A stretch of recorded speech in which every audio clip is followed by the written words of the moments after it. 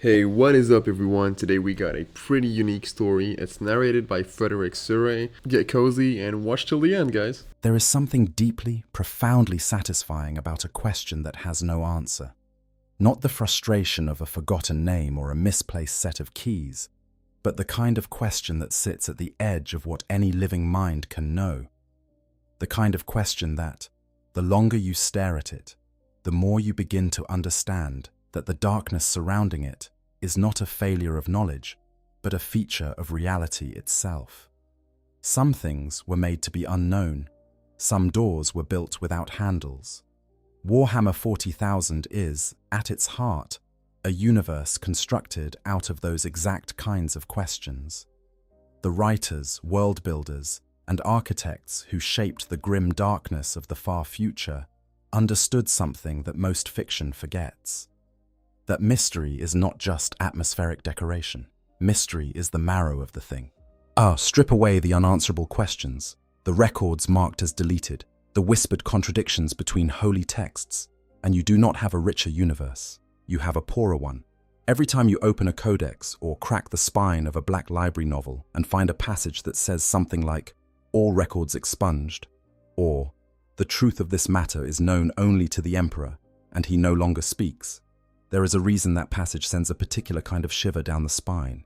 It is not merely the suggestion of forbidden knowledge. It is the implication that the universe you are exploring has genuine depth. That somewhere, behind the text you are reading, there is more universe than you will ever see.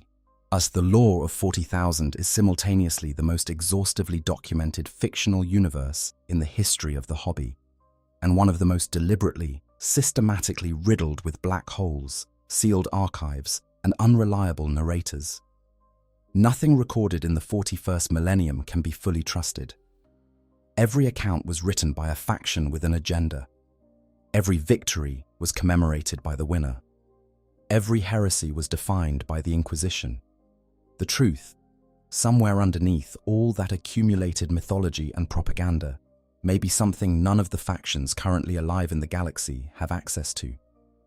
Tonight, we are going to walk into that darkness together. 100 mysteries, 100 questions that the lore raises and refuses to fully answer.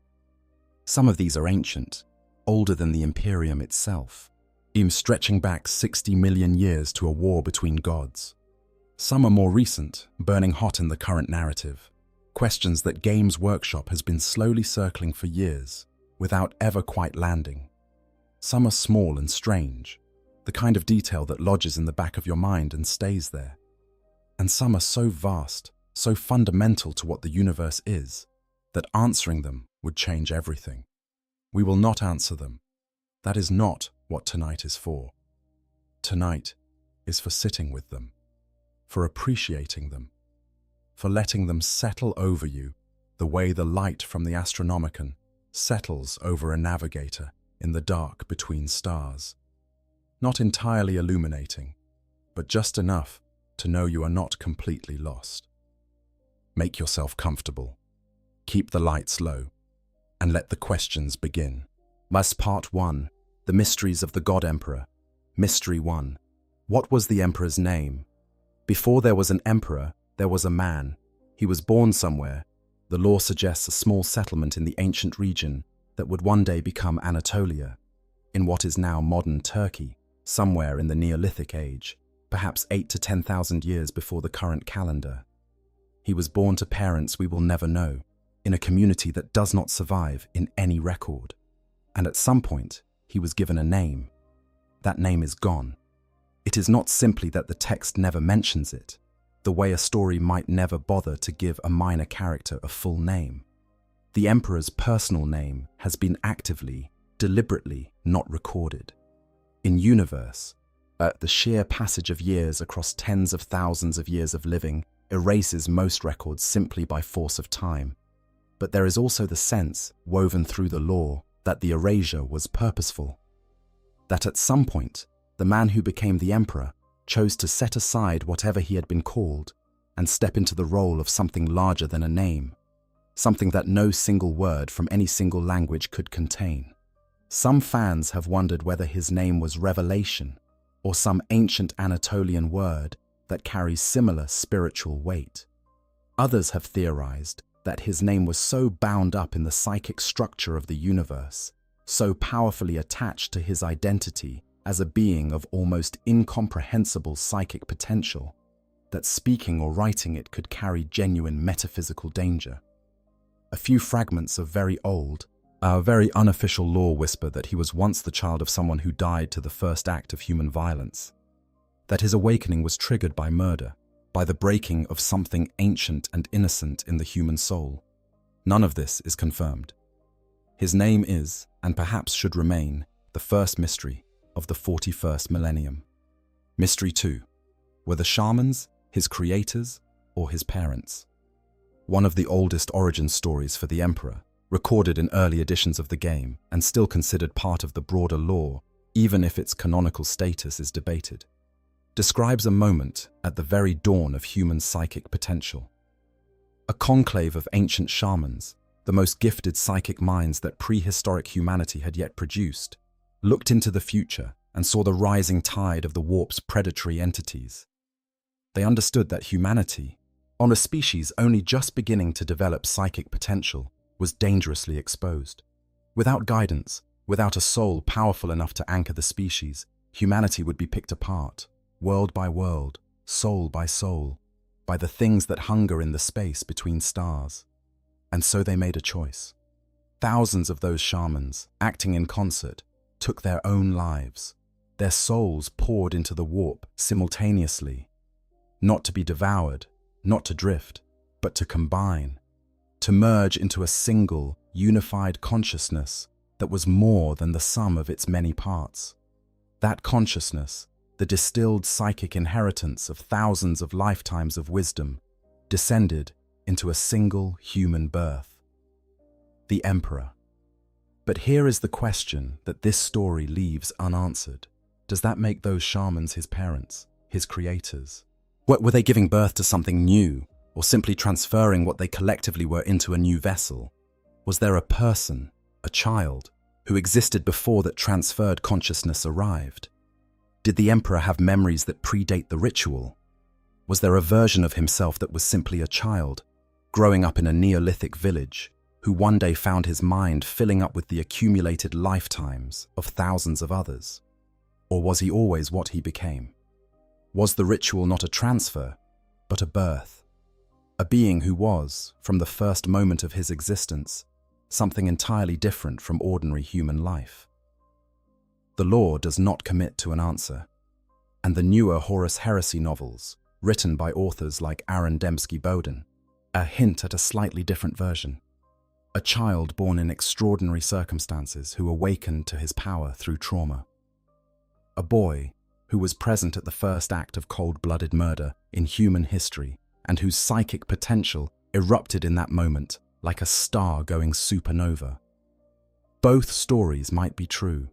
In the 40,000 universe, both stories probably are. Mystery 3. What did the Emperor do for 38,000 years?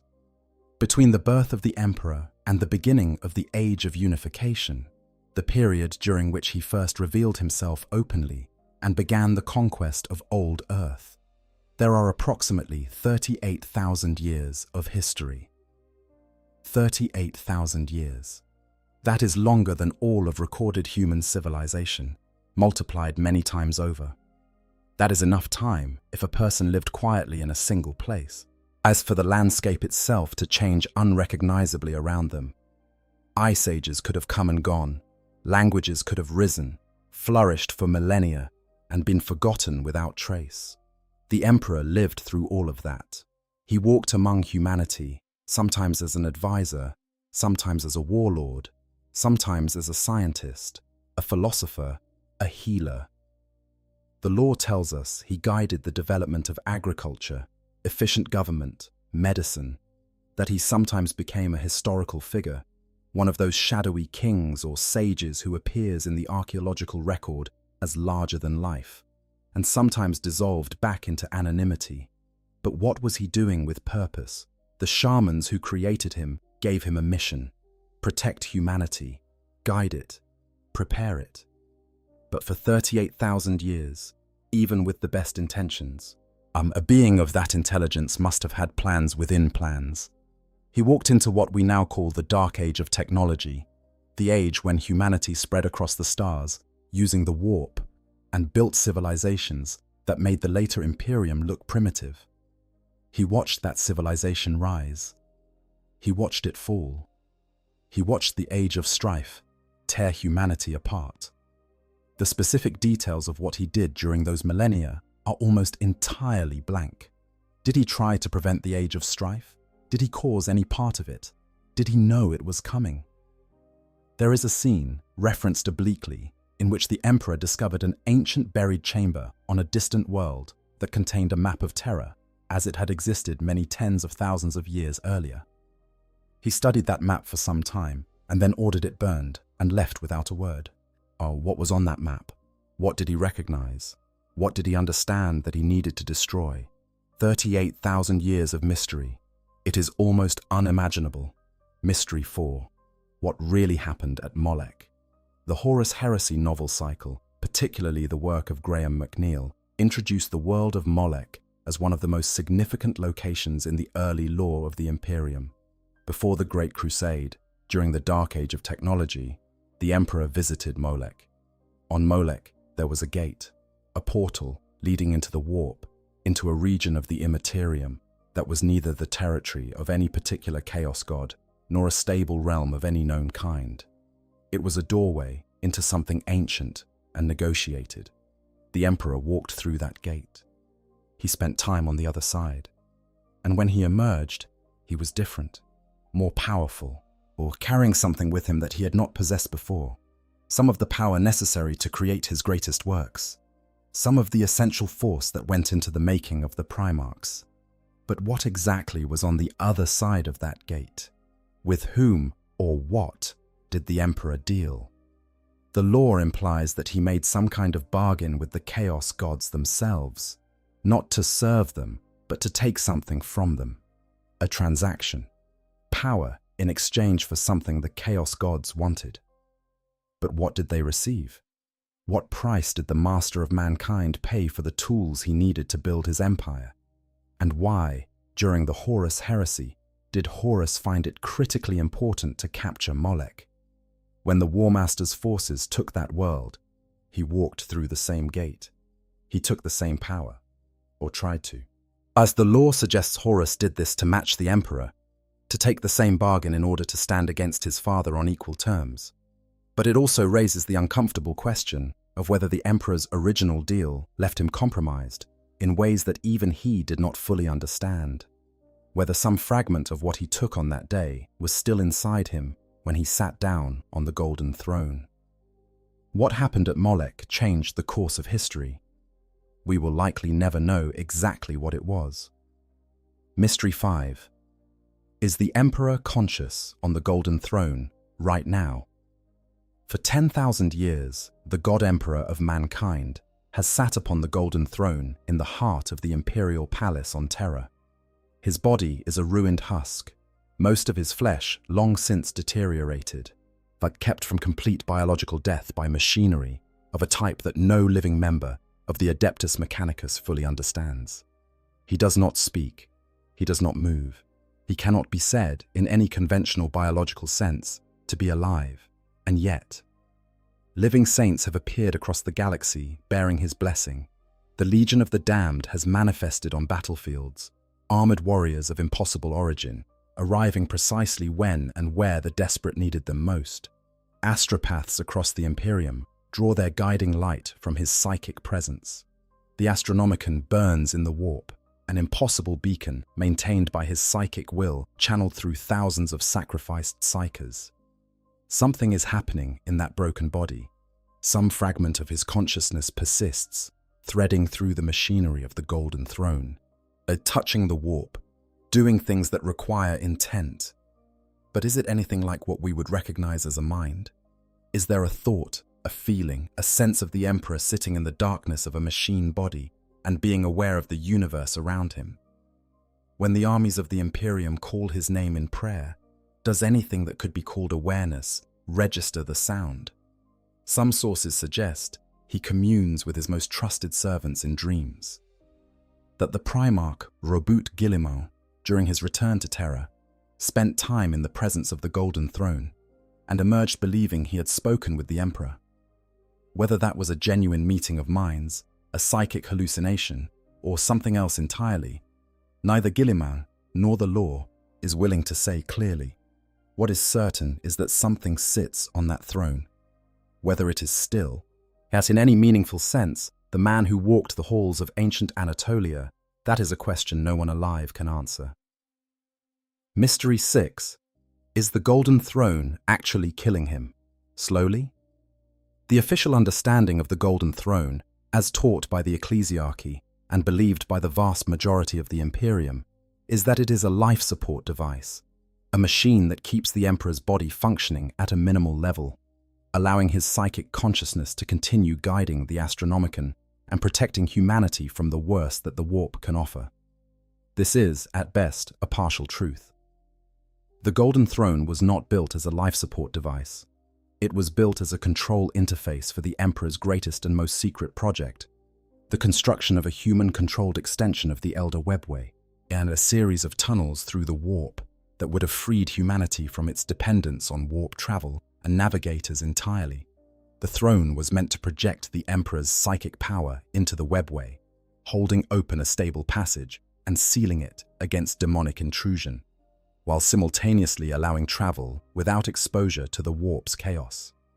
When Magnus the Red, through desperate good intentions and catastrophically bad judgment, broke the psychic wards protecting the webway project, he opened a crack through which demonic forces began to pour directly into the heart of the Imperial Palace.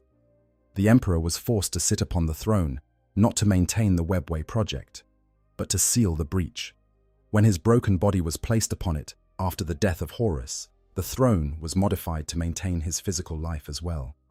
But nobody alive today fully understands how those modifications work, or whether they are working as intended, or whether the throne is actually accomplishing something else entirely. One particularly disturbing theory, circulating in dark corners of the lore, suggests that the Golden Throne is not preserving the Emperor at all, that it is instead killing him, slowly, continuously, and that the Emperor's nature as a perpetual means he is also continuously regenerating, caught in an endless cycle of death and rebirth within the confines of the machine. That the power generated by this cycle, death and life cycling millions of times per second, is what fuels the Astronomicon. That the Emperor is not sleeping, not dreaming, but dying, over and over and over, 10,000 years without rest. If that theory is true, the implications for the soul of the Emperor, and for what emerges when the throne finally stops functioning, are almost too terrible to contemplate. Mystery 7. What is the Terminus Decree? Deep in the vaults beneath the Imperial Palace, sealed behind protections that would give even a grey night pause, there is said to be a box. It was placed there by Malcador the Sigillite, the second most powerful psyker in the history of humanity and the Emperor's most trusted advisor. The box is called the Terminus Decree. Nobody knows what is in it. What is known, or at least what is recorded in fragmented sources, is that the Terminus Decree contains a set of instructions to be enacted only under specific conditions. The conditions are not described. The instructions are not described. What Malcador believed those conditions might be, and what he thought the instructions would accomplish, died with him when he sacrificed himself to hold the Golden Throne, while the Emperor faced Horus in their final battle. The theories are many. Some believe the Terminus Decree contains instructions for the ordered dissolution of the Imperium, a contingency plan for humanity in the event that the Imperium itself becomes the greater threat to human survival. Others suggest it contains the true technical specifications for repairing the Golden Throne, knowledge that only Malcador possessed. Some theories hold that it contains information about the lost Primarchs so dangerous that even the other Primarchs cannot be trusted with it.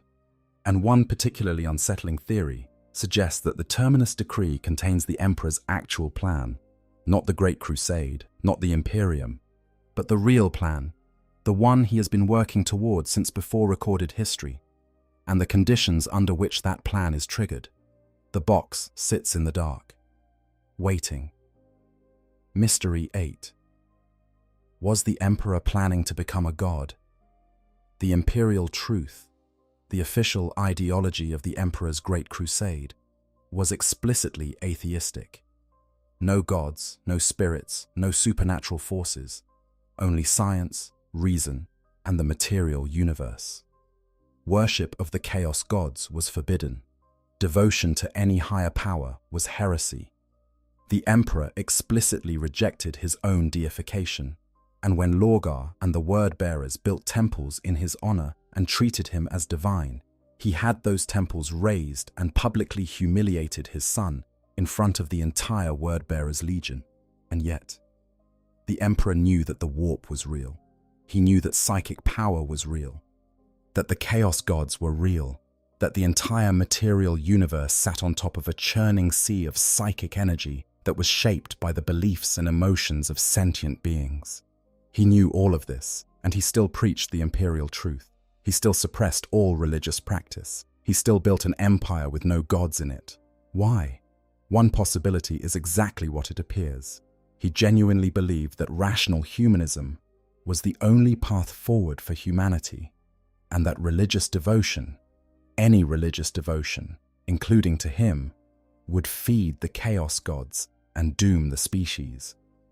But another possibility, darker and more complex, is that the Emperor was managing the psychic field of humanity with extraordinary precision. That by suppressing religious feeling across billions of worlds, by removing all competing objects of devotion, he was creating conditions in which the moment he allowed that faith to be released, pointed in a single direction toward a single being, the resulting psychic force would be sufficient to accomplish something no other entity in the history of the galaxy had managed. That the Emperor was not preventing a god from forming.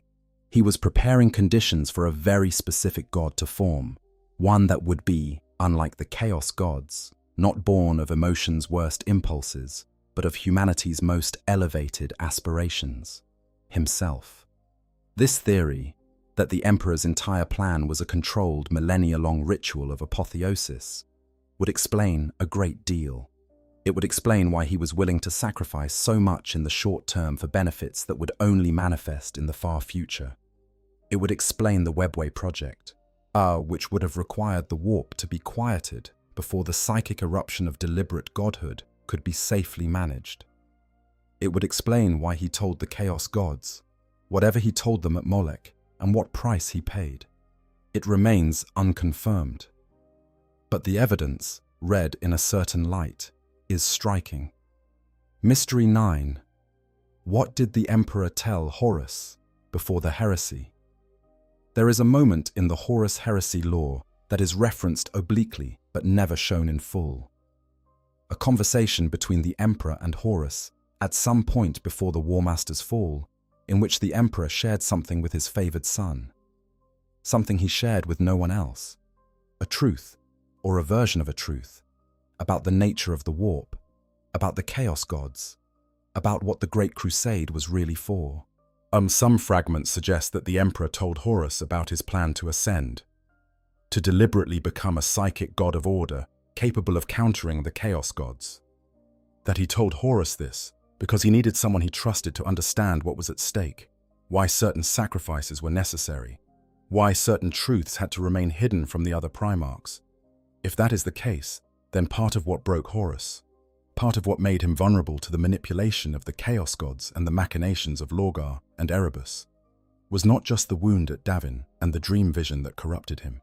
It was the weight of what he already knew, the understanding that the Emperor was not the honest, open warlord he presented himself as, but something else entirely, a player of games on a scale that even a Primarch could barely comprehend. And whether Horus's fall was entirely the result of corruption, or partly the result of genuine disillusionment with a father who had been less than fully honest, is one of the heresy's lingering moral wounds. It does not excuse what Horus became, but it complicates the clean story of loyal sons and traitorous sons considerably. Mystery 10. Could the emperor have prevented the heresy?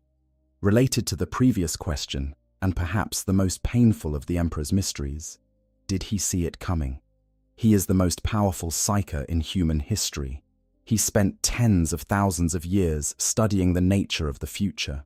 He had access to prophetic insight that no other being in the Imperium could match. He created Malcador, possibly the only other human whose ability to navigate possible futures approached his own. And he spent centuries before the heresy increasingly withdrawn, absorbed in the Webway project, less and less present for the Primarchs who needed his guidance.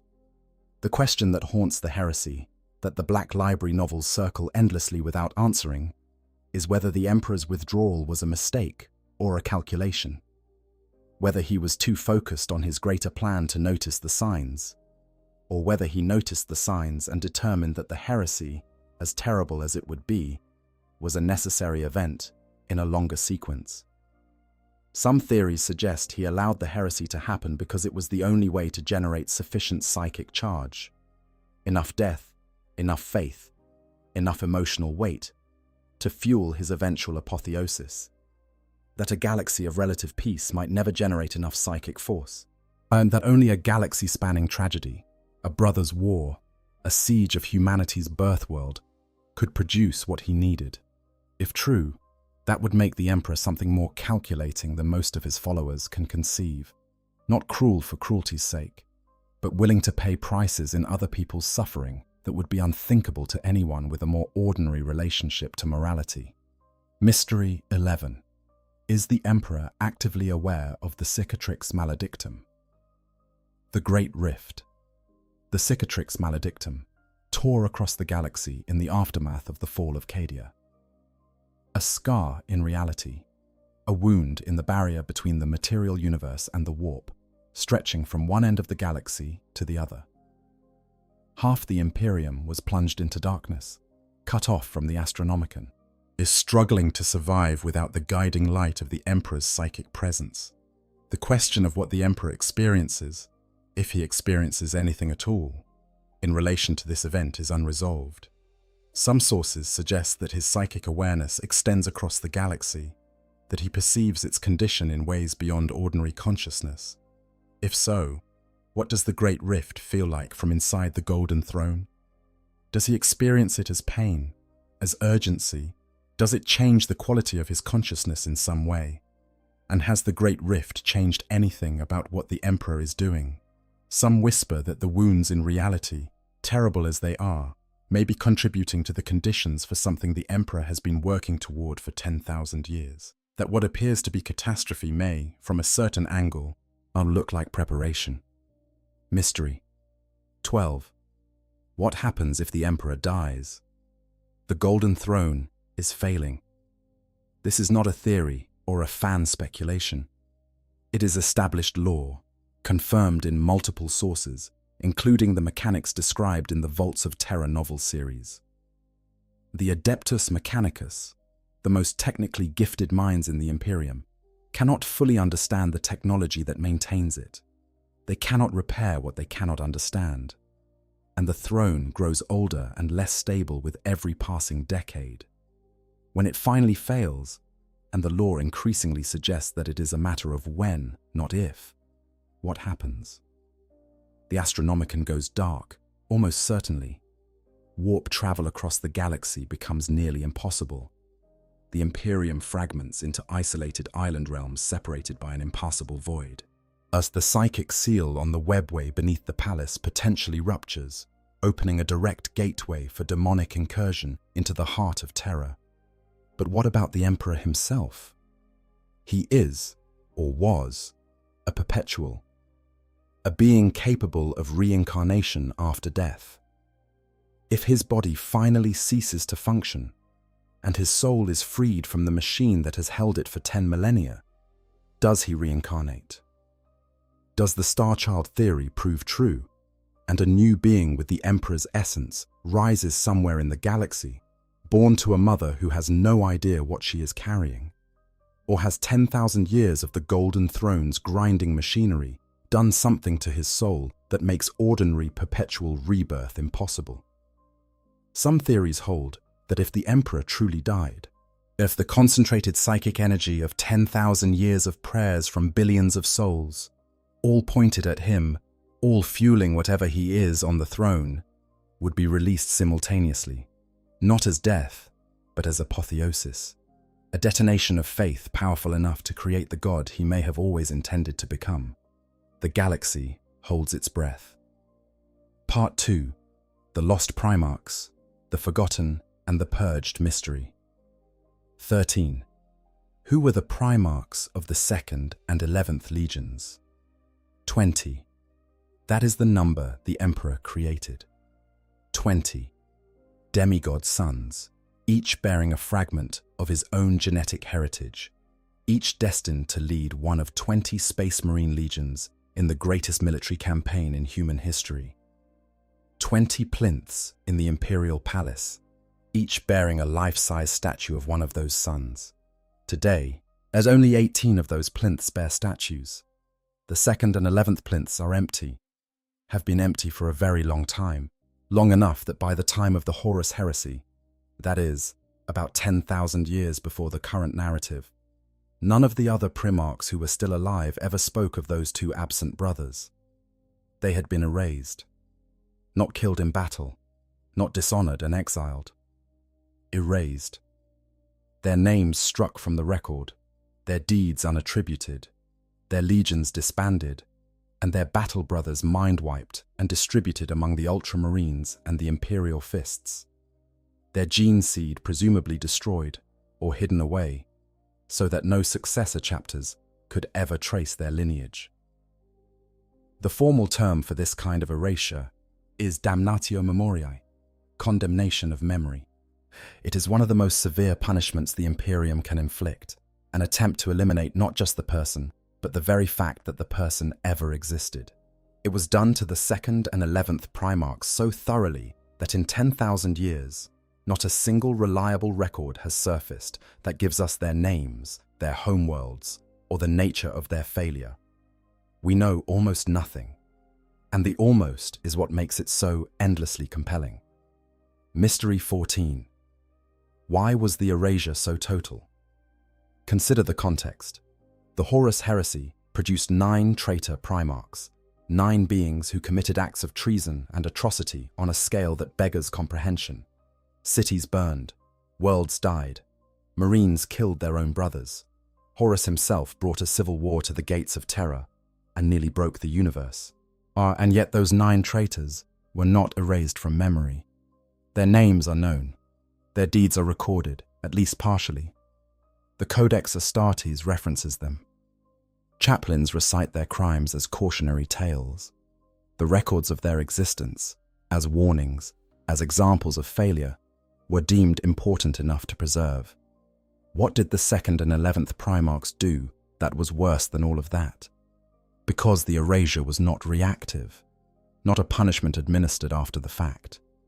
Multiple Horus Heresy novels establish that the empty plinths were already in place before the Great War began, that all but a handful of the other Primarchs had their memories of those brothers carefully adjusted, so that they could not quite recall them even when prompted. This was done with sufficient advance notice that it was a complete, a settled fact long before Horus's first treacherous act. Whatever happened was resolved, contained, and buried entirely before the war that historians would later call the defining event of the age. And the nature of whatever happened was considered so dangerous to know that even the Emperor's other sons could not be trusted with it. Mystery 15. The Rangdan Xenocides. What were the Rangdan? One of the few concrete details we have about the Lost Legions is a fragment of corrupted text in an Imperial Guard field manual, the kind of accidental survival that the Imperium, with its terrible record-keeping, sometimes produces. That fragment mentions that both the 2nd and the 11th Legions participated in the Rangdan Xenocides, a series of battles fought in the 860s of the 30th millennium during the early Great Crusade. What the Rangdan Xenocides? The name itself is a mystery. Xenocide means the destruction of an alien race. Rangdan is the name of whatever was destroyed, or whatever was being fought. And the scale of what happened, pieced together from oblique references throughout the Horus Heresy novel series, was catastrophic. The Rangdan were an alien threat of a kind that nearly derailed the entire Great Crusade. Their nature is never directly described, but hints suggest mind-controlling entities, beings that could compromise the minds of space marines, possibly even Primarchs, in ways that left their victims no longer trustworthy from the Emperor's perspective. This is where the theory about the lost Primarchs becomes genuinely unsettling. If the Rangdan were capable of psychic or cognitive contamination, and if one or both of the lost Primarchs made extensive contact with the Rangdan during the Xenocides, it is possible that those Primarchs came back from that campaign different, changed, no longer what they had been, and that the Emperor, unable to determine whether the change was irreversible, made the decision that no general with limited forces wants to make. He eliminated the risk. And then he eliminated the memory of the risk, so that no one would know it had been necessary. Mystery 16. Was Subject 11 really a Primarch? In the dark cells beneath the Imperial Palace, a place even the custodians speak of only in lowered tones, there is reportedly a prisoner designated as Subject 11. The subject has been there for a very long time. The nature of the prisoner is not publicly described. Access to the dark cells is restricted to the highest levels of the Adeptus Custodes, and the few mentions of Subject 11 in any accessible record describe only that the prisoner is extremely dangerous and must be contained indefinitely. The number 11. In a universe where the 11th Legion was erased from memory, where the 11th plinth in the Hall of Primarchs stands empty, the coincidence of that designation is either deliberate or extraordinary. Multiple fan theories and some more oblique lore hints suggest that Subject 11 is the living body of the 11th Primarch, kept in indefinite imprisonment beneath the palace rather than executed, perhaps because he could not be killed, perhaps because his gene seed was needed, perhaps because the Emperor, for reasons of his own, was unwilling to permanently destroy what he had created. If the 11th Primarch is still alive somewhere beneath Terra, still locked in a cell 10,000 years after his condemnation, the implications are staggering. What would that being know? What would he have witnessed through 10 millennia of isolation? And what would happen if one day Subject 11 got out? Mystery 17. Did Leman Russ execute them?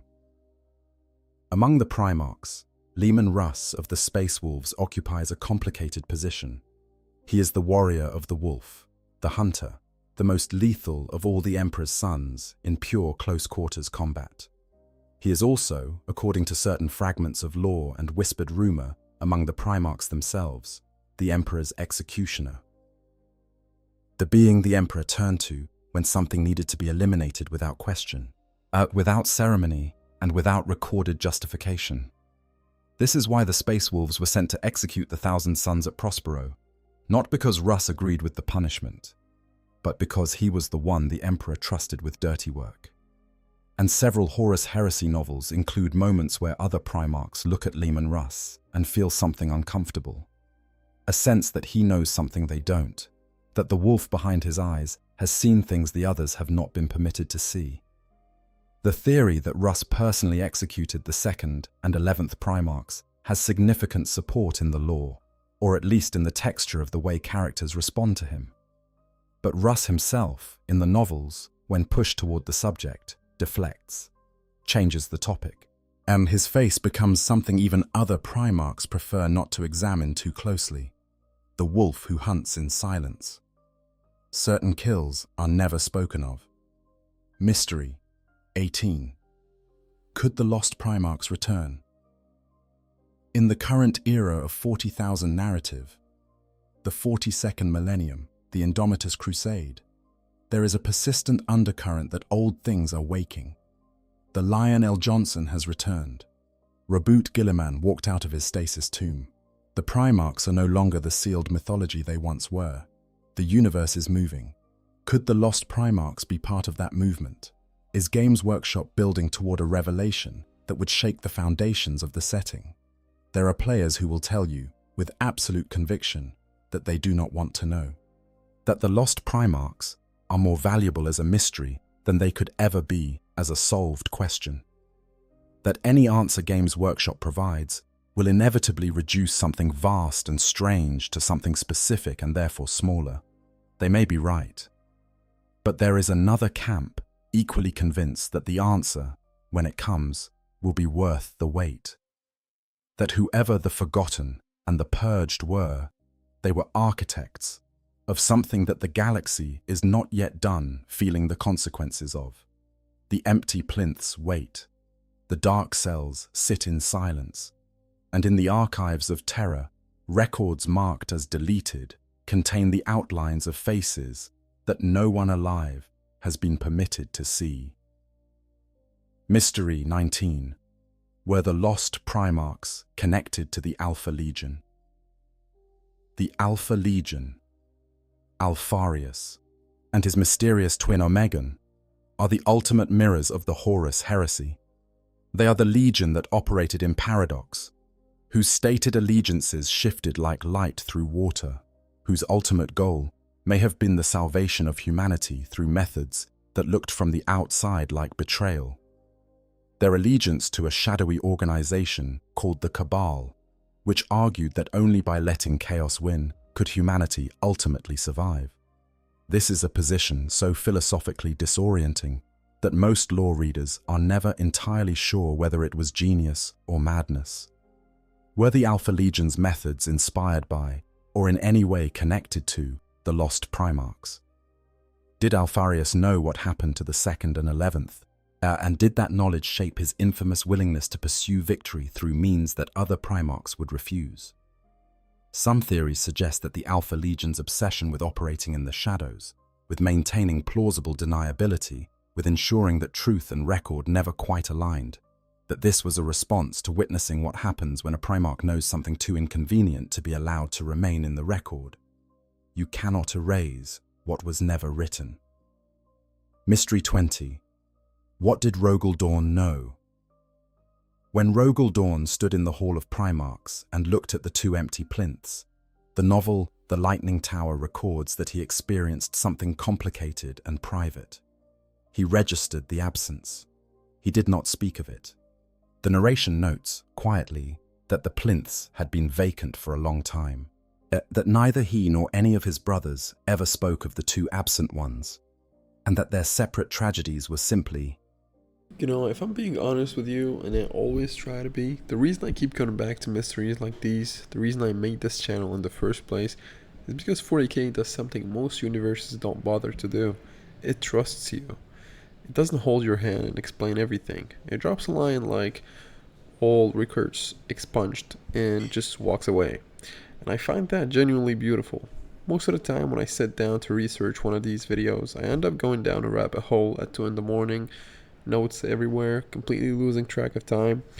That happened with this one. The Lost Primarch section alone had me going for hours. And I think that's the point. A universe worth exploring should be bigger than any single person's ability to fully map it.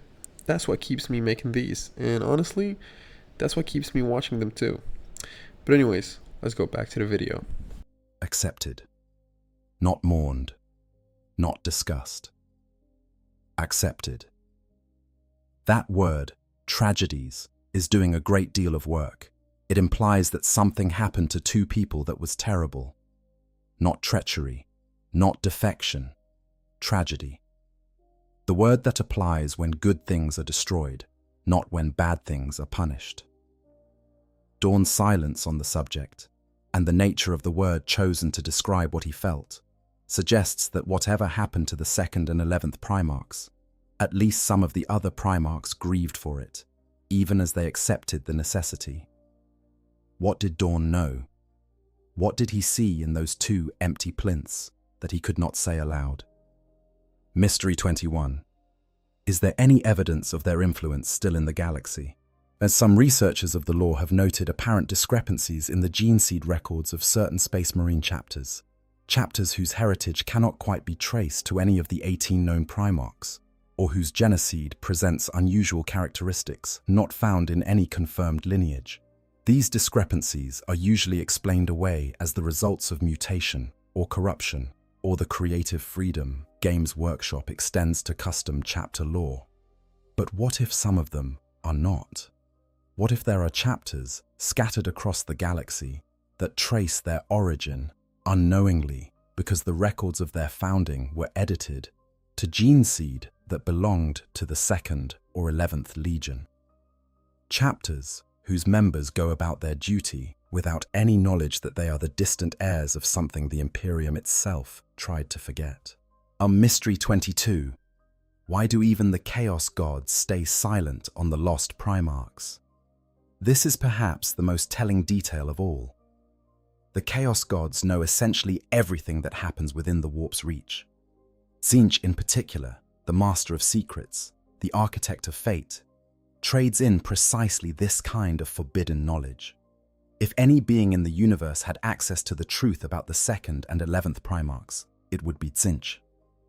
And yet the demons of Tzeentch do not whisper about them. The forbidden texts of chaos sorcerers do not contain their names. In all the countless volumes of heretical lore that the Inquisition suppresses, in all the raving confessions of chaos, cultists subjected to inquisitorial interrogation, the lost Primarchs are as absent from Chaos records as they are from Imperial ones. And either the Chaos Gods genuinely do not know, which, for Tzeentch especially, would be remarkable, or they have their own reasons for not speaking of what happened. The second possibility is considerably more disturbing than the first. Part 3. The Ancient Galaxy, Before the Imperium Mystery. 23. What were the Old Ones, really? 60 million years before the events of the 41st millennium, the galaxy was dominated by a species so advanced that the word civilization barely contains their nature. The Old Ones. Ancient beyond measure, possessed of a mastery of both the material and psychic realms that made the Emperor himself look like a student with a promising future. They shaped worlds. They moved through the webway as easily as ordinary beings breathe air. They created entire species in purpose-built ecosystems, engineering races for specific roles in a cosmic order they had been building for longer than human memory extends. And then, they died. The war in heaven, the cataclysmic conflict between the Old Ones and the Necrontyre, armed and empowered by the star gods called the Citan, destroyed them, or appeared to destroy them. The lore uses interesting language. The Old Ones were scattered and finally destroyed. Whether that means they went extinct, fled to another galaxy, or survived in some form beyond the reach of the current narrative is never definitively established. The webway they built still exists. Their creations, the Eldar, the Orcs who were then called the Krork, and possibly others, still walk the galaxy. Their psychic legacy in the form of the Warp, which the war in heaven warped and poisoned into something dangerous in ways it had not been before, shapes every event in the 41st millennium. Something of the Old Ones persists in the bones of the universe. But what were they beneath their achievements? Were they organic, psychic, something that defies those categories? The closest thing the lore provides to a description is the slan of the Warhammer fantasy setting. Frog-like, enormously psychic, ancient in the way that mountains are ancient. But whether the 40,000 Old Ones bore any resemblance to those depictions, nobody alive in the 41st millennium can say.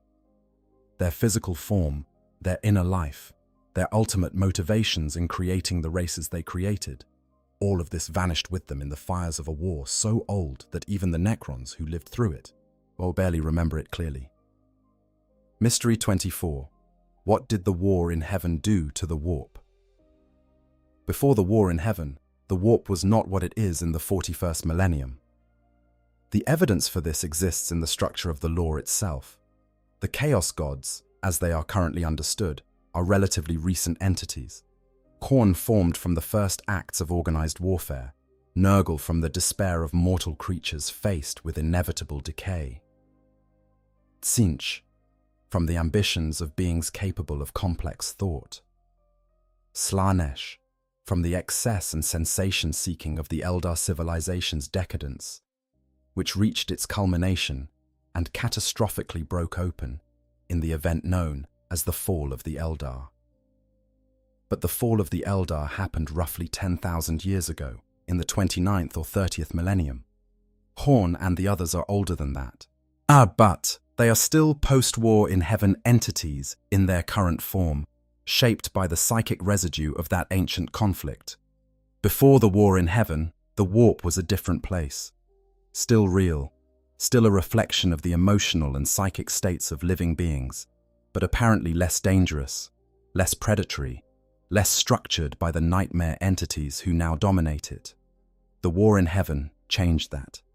The scale of the conflict, civilizations against civilizations, Satan's star gods burning entire systems, psychic energy released by the deaths of trillions of sentient beings, poured so much raw psychic material into the warp that the nature of the realm itself was altered. The psychic entities that had always lurked in the warp, feeding on ambient emotional energy, grew monstrous. The structure of the Imperium became less stable. The potential for demonic incursion into the material universe grew exponentially. The warp that space marines and navigators must cross, the warp that makes the entire Imperium simultaneously possible and perpetually threatened. Its current dark nature is a wound inflicted 60 million years ago by a war between civilizations that no longer exist. Mystery 25. Where did the Catan come from? The Catan, the star gods, were beings of energy who dwelt in and around stars before the Necrontyr found them and, through the process of biotransference, gave them physical form in bodies of necrodermis. In their natural state, they fed on stellar energy, drifting through space on currents of radiation, ancient and vast and largely indifferent to biological life. Or at least that is one version. Another fragment of lore suggests that the Satan themselves claim to have fought a war even older than the war in heaven, a conflict with the Old Ones that predated the Necrontyr entirely, a war the Satan lost. This was part of the Deceiver's pitch to the Silent King Sarek. The Satan and Old Ones had ancient enmity, and the Necrontyr would be valuable allies in settling that ancient score. But if that is true, the Satan have a history that stretches back before the Old Ones' civilization, before the webway, before the engineered races, before any of the events the lore describes in any detail. What were the Satan before they were imprisoned in necrodermis bodies? What exactly was the older war they fought and lost? And what does it mean that beings of that antiquity could be shattered into fragments by the Necrons at the end of the war in heaven? The Satan shards that exist today, imprisoned in tesseract vaults deployed as weapons by Necron dynasties, are fragments of something that may once have been among the most powerful entities in the universe.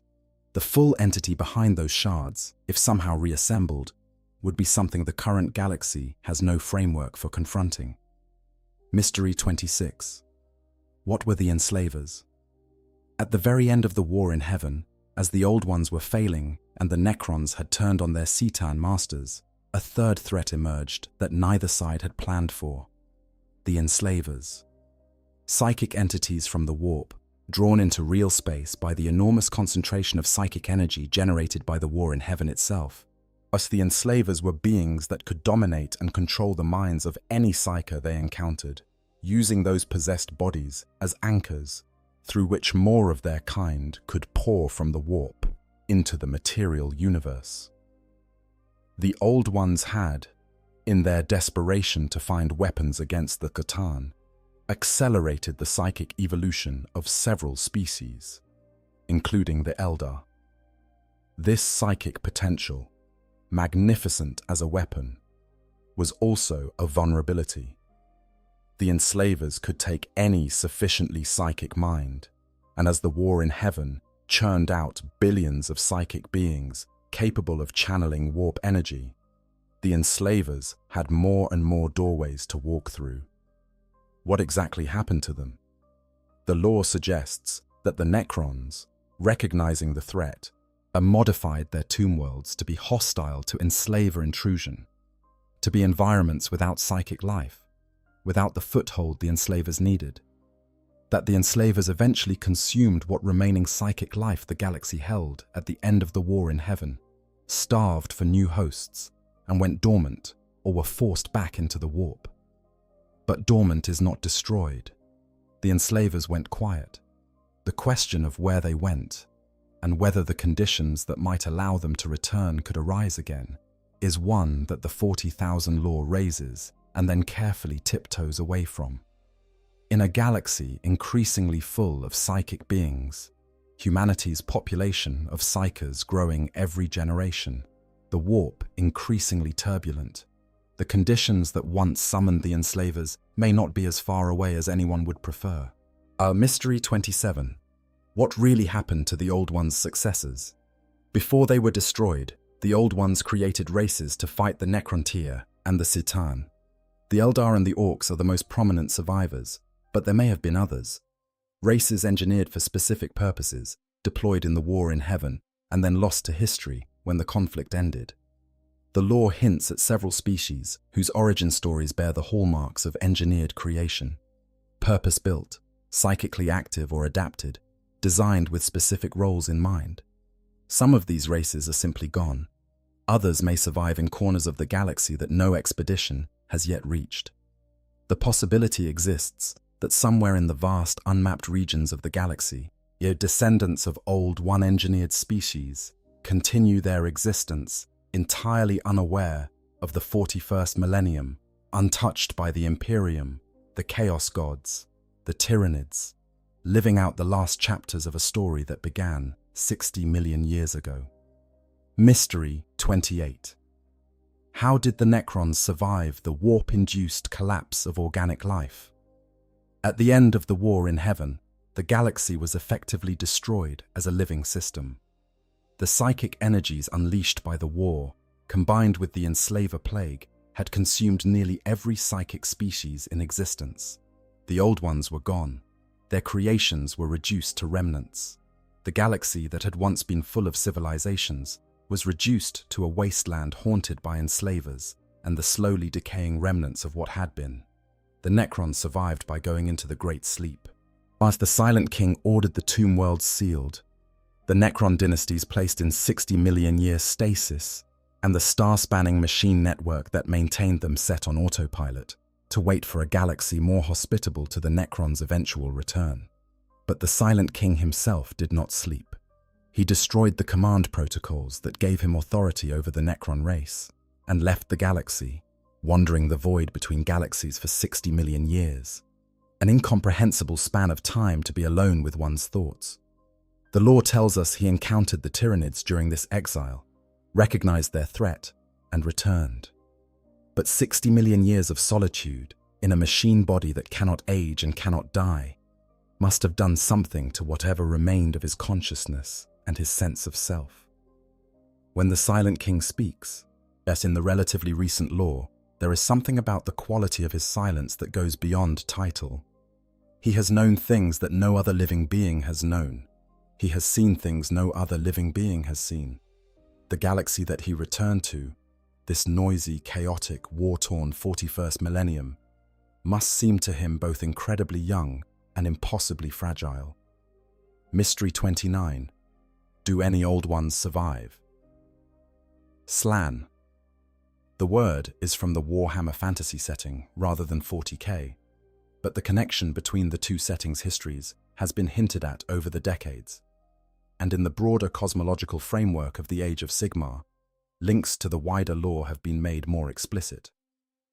The question, in 40K terms, is whether any of the Old Ones survived in any form. The lore hedges. It says they were destroyed, but also scattered. The Deceiver, reliably untrustworthy, told a version of the story in which the Old Ones and Satan had fought before, and the Satan had lost. If the Satan could survive being shattered into hundreds of fragments, what might the Old Ones, beings of psychic mastery rather than material power, have been able to survive by retreating into? The webway exists. The Old Ones built it, and unlike the species that built it, the webway is still there. Damaged in places, compromised in others, but fundamentally intact. A network of spatial tunnels running through a dimension adjacent to both real space and the warp. If any beings in the universe knew how to hide in the webway, truly hide, in ways that nothing, not the Chaos Gods, not the Necrons, not even the Eldar who inherited it could detect. It would be the beings who built it. There is a chamber, and sometimes referenced in the most obscure corners of Eldar mythology, that cannot be found by any known navigation method. A place where a very old light still burns. Nobody in the 41st millennium has the coordinates. Nobody has returned to speak of seeing it. Maybe that is because nobody has been there. Maybe it is because nobody has returned. Mystery 30. What lies in the galactic core? The center of the Milky Way galaxy is, in 40K lore, effectively off-limits.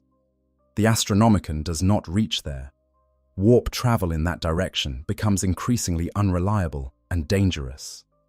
The Adeptus Mechanicus, who theoretically would be most interested in what might be in the densely packed stellar regions of the galactic core, express an unusual reluctance to discuss the subject in any depth. While what is known is that the Leagues of Votan, the Squat's modern incarnation, operate near the galactic core and maintain their civilization around artificial intelligences called Votans.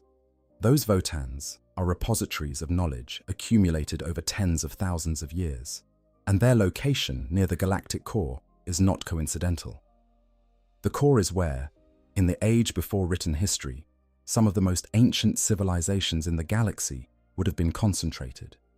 What remains of them, there in the dense center where stars burn close together, and the warp is almost impossibly difficult to navigate? What did the old ones do there? What did the Satan do there? What has the galaxy's heart accumulated over 60 million years? And why does even the Adeptus Mechanicus avoid asking the question too loudly? Part 4. Chaos, the Warp, and the Ruinous Powers Mystery. 31. Were the Chaos Gods created, or were they always there? The conventional understanding of the Chaos Gods is that they were formed from the psychic material of the warp, shaped over time by the accumulated emotions and behaviors of sentient beings. Horn from bloodshed and aggression, Nurgle from despair and entropy, Tziench from ambition and change, Slaanesh from excess and sensation. Each of them an echo of something in mortal psychology, amplified to cosmic scale by the warp's tendency to give form to thought. This understanding implies they have beginnings, that there was a time before Khorne, before the first organized act of war created the first kernel of his nascent consciousness, that there was a time before Tziench, was before complex thought and ambition combined to crystallize in the warp into something aware of itself. But there are fragments of lore, older, harder to source, the kind of text that exists in the background of Chaos faction codexes rather than in any mainstream narrative, that suggest something different. That the Chaos Gods were not created by mortal psychology, but that mortal psychology was shaped by them. That they existed before the sentient races, not as fully formed entities, but as potentials in the fabric of the warp.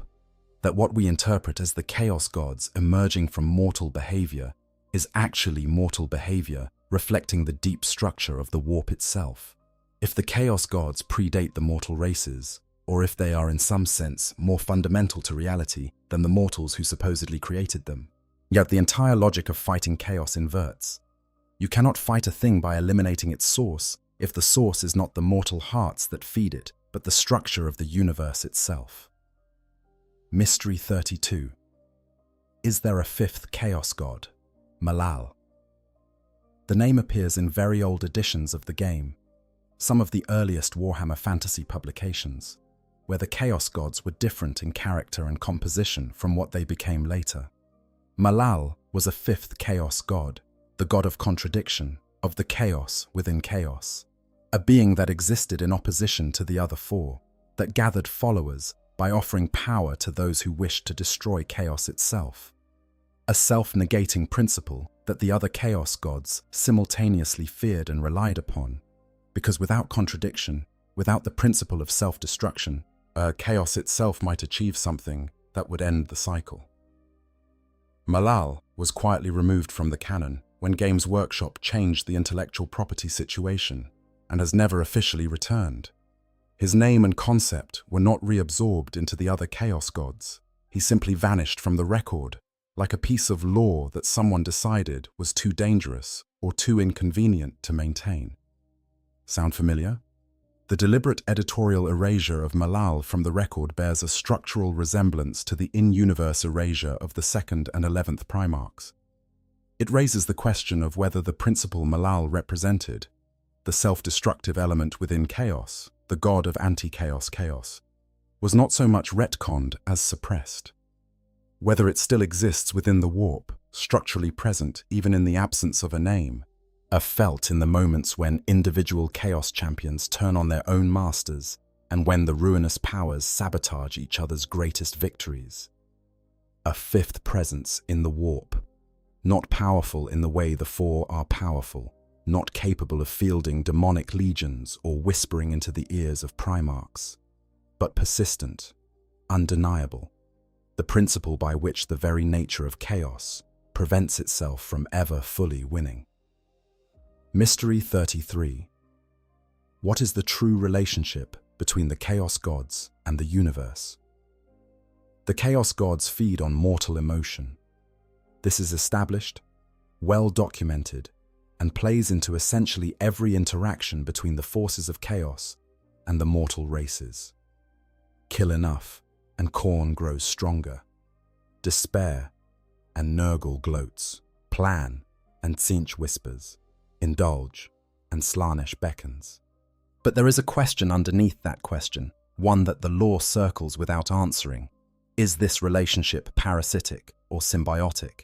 The Chaos Gods need mortal life to feed their power. A dead galaxy, a galaxy from which all mortal life has been removed, would starve them. The Tyranids, in consuming all biological life, would effectively starve the Chaos Gods of their sustenance. And there is a moment in the lore, referenced in a novel called Legion, where a shadowy organization of alien races called the Cabal argues to the Alpha Legion that the only true way to defeat chaos is to allow it to win completely. Let chaos destroy mortal life. Let the Chaos Gods starve, and the ruinous powers will consume themselves. But if that is true, then everything the Imperium does to survive, every war, every act of faith, is every prayer directed at the Golden Throne, is simultaneously feeding the very entity it hopes to escape. Humanity's survival is the fuel for its own damnation. The longer humanity endures, the stronger chaos grows. That is not a paradox with a comfortable resolution. It is the kind of logical trap that, once you see it, never entirely leaves your mind. Mystery 34. Where did the warp come from?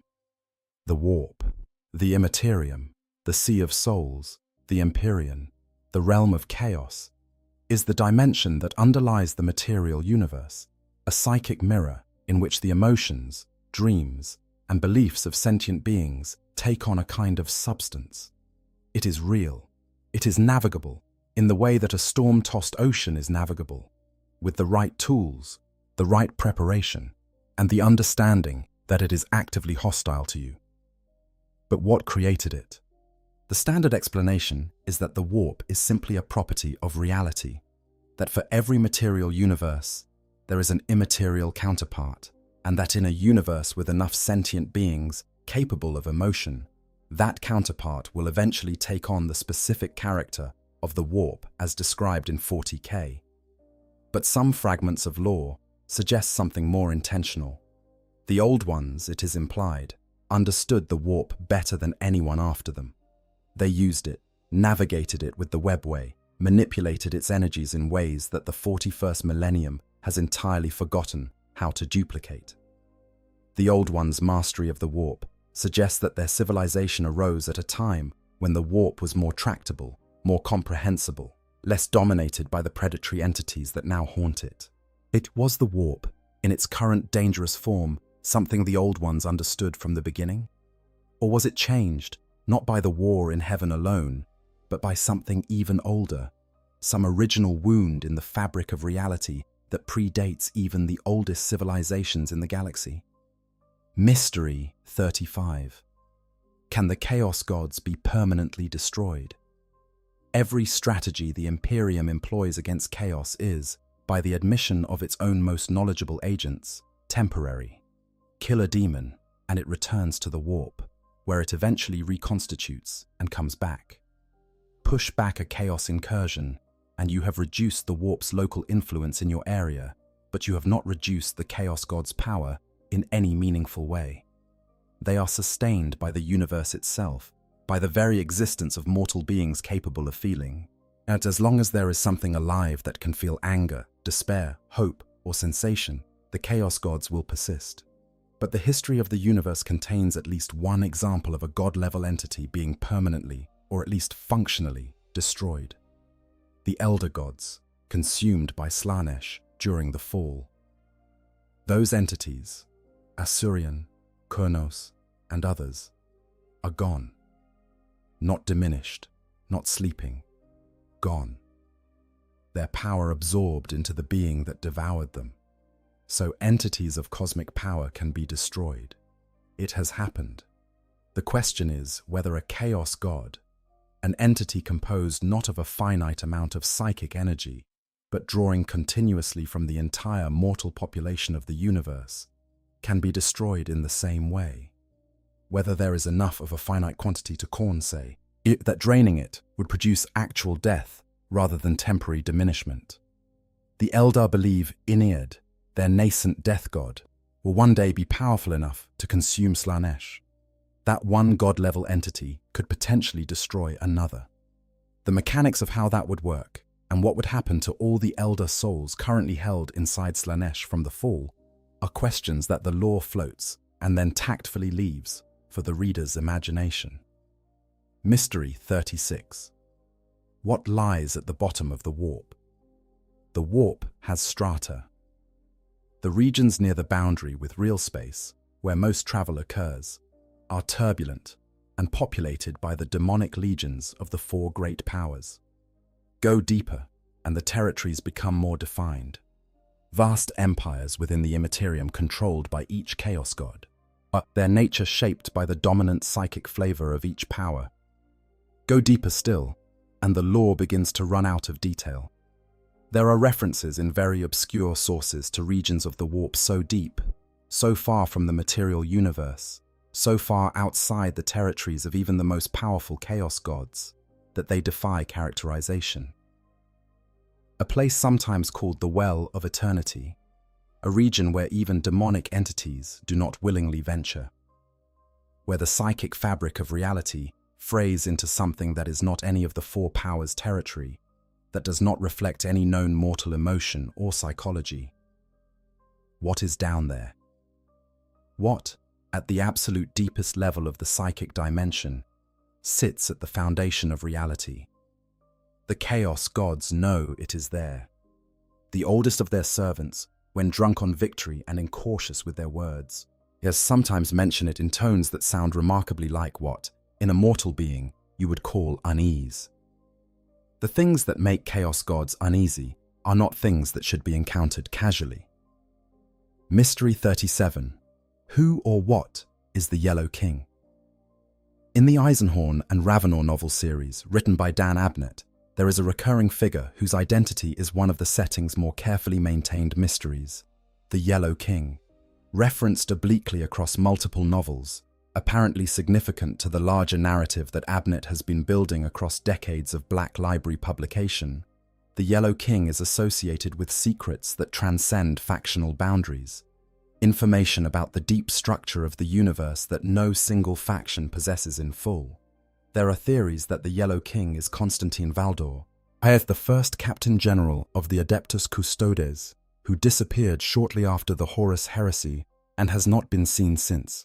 Valdor, the most capable warrior guardian the Emperor ever created outside the Primarchs, the being who knew the Emperor more personally than almost any other, walking the galaxy for 10,000 years gathering intelligence, building networks, pursuing a plan that even the Inquisition does not fully understand. Other theories connect the Yellow King to one of the lost Primarchs, or to one of the Emperor's sensei. the children descended from the Emperor's ancient bloodline, who inherited fragments of his immortality and his psychic potential. Whatever the Yellow King is, the Inquisition has him on a kill-on-sight list. And the fact that he has been operating for centuries without being caught tells you something about either his capability or his connections. Mystery. 38. What is the true purpose of chaos? Here is the most unsettling possibility of all, the one that some of the most obscure lore fragments hint at without ever committing to. What if chaos is not simply chaos? What if the ruinous powers are not random entities that crystallize from the psychic residue of mortal suffering, but intentional products of a universe that is trying to solve a problem? In the long history of 40K's cosmological lore, from the original Realms of Chaos books through the Horus Heresy series, there are moments where characters with access to deep cosmic knowledge suggest that the conflict between order and chaos is not a war, but a process, that the universe is, in some fundamental sense, alive, and that the conflict between the material realm and the Imperium is not a pathology, but a function, the universe's mechanism for evolving towards something. What that something might be, no faction in the 41st millennium can say with confidence. But the suggestion that the Chaos Gods are not failures or accidents, but components of a larger mechanism, that even Nurgle's entropy and Horn's violence are necessary parts of a cycle that has purpose, is a philosophical thread that, once you find it in the lore, you cannot unfind. Part 5. The Tyranids and the Void. Mystery 39. What are the Tyranids running from?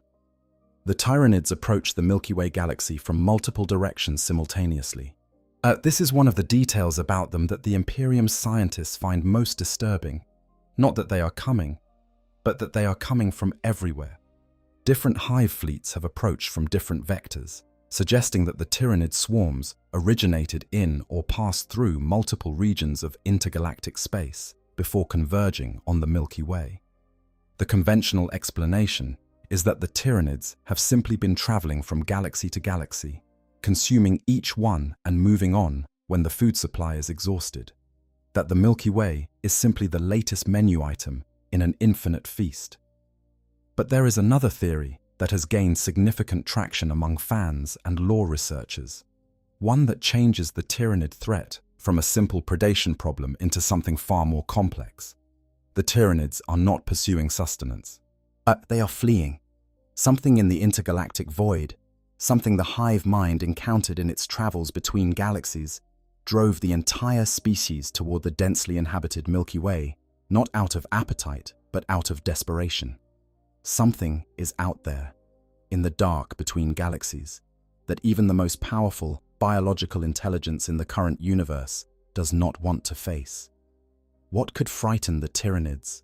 What could cause the hive mind, a collective intelligence of incomprehensible scale, possessing the biological knowledge of thousands of consumed worlds, capable of engineering solutions to any physical problem it has encountered, to run? We do not know, and the universe on its far side does not currently appear interested in telling us. Mystery 40. What is the true scale of the Tyranid threat? As every hive fleet that has attacked the Milky Way has been described upon its arrival as the largest one yet encountered. Hive Fleet Behemoth was vast. Hive Fleet Kraken was larger. Hive Fleet Leviathan was larger still. And multiple sources in the current lore suggest that what the Imperium has seen so far, as civilization threatening as it has been, represents only the leading edge of the true Tyranid invasion.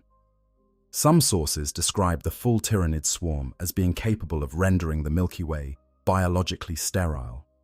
Every world stripped of organic material, every civilization not devoured, simply removed from existence.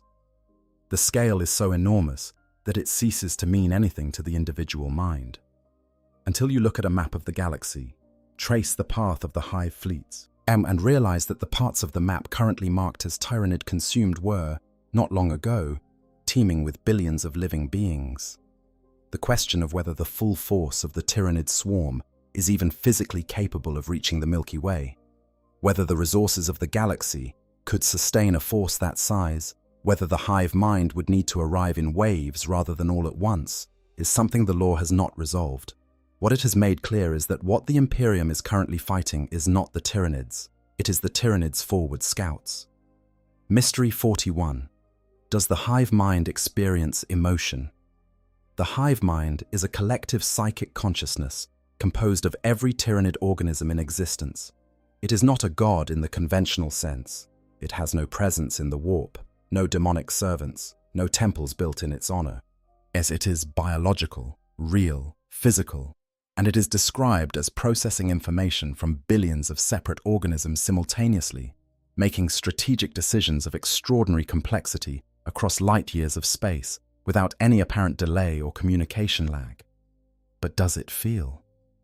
There are moments in the lore that suggest the answer is yes, in some reduced form.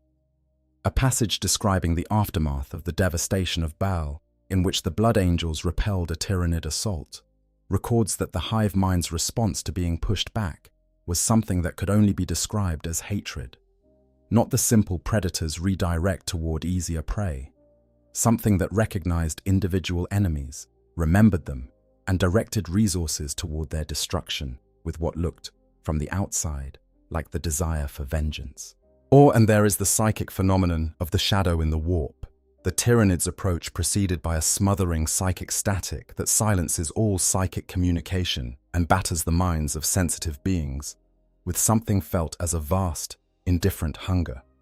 Psychers who touch the edge of the hive mind, even briefly, are either killed by the contact or left permanently altered.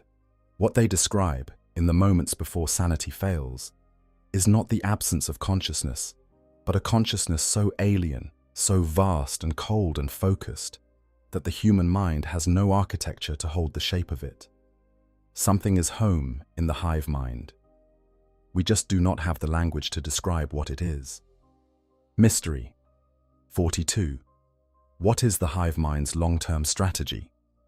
The tactical behavior of Tyranid hive fleets is extraordinarily sophisticated, yet they do not simply charge at targets and consume whatever they can reach. They isolate systems, cut off communications via the shadow in the warp, probe defenses with smaller forces, adapt their bioforms in response to countermeasures, and commit full strength only when they have assessed the target adequately.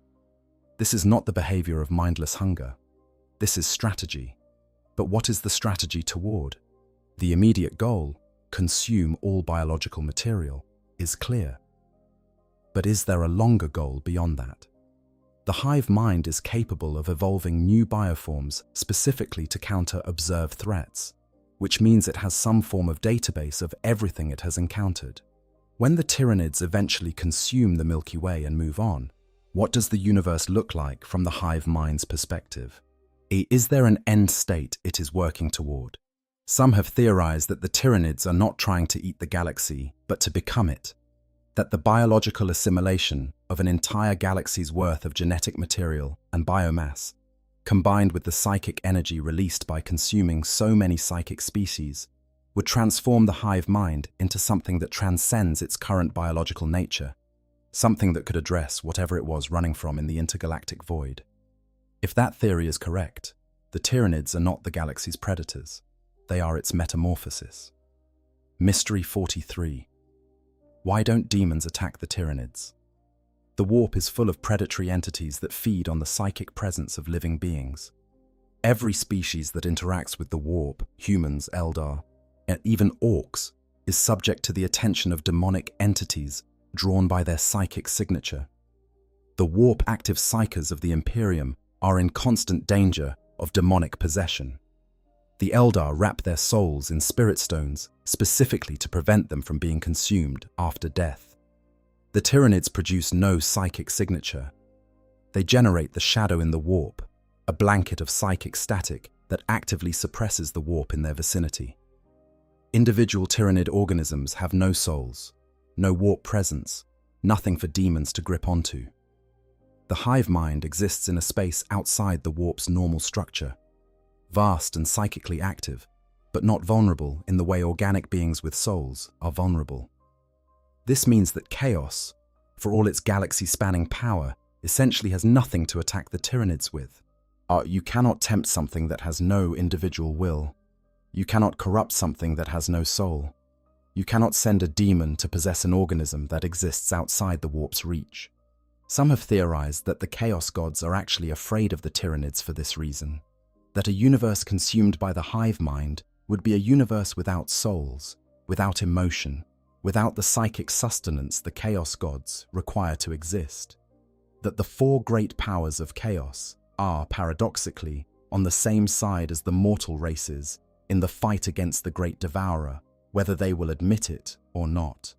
The Chaos Gods have not publicly confirmed this theory, but they have also not made any particular effort to empower humanity against the Tyranid threat. Draw your own conclusions. Mystery 44. What are the Zotes? Was in very early editions of the game, before the Tyranid lore was fully developed, there was a creature called the Zoat, a centaur-like biomorph of the Tyranid swarms that possessed intelligence, language, and apparent autonomy.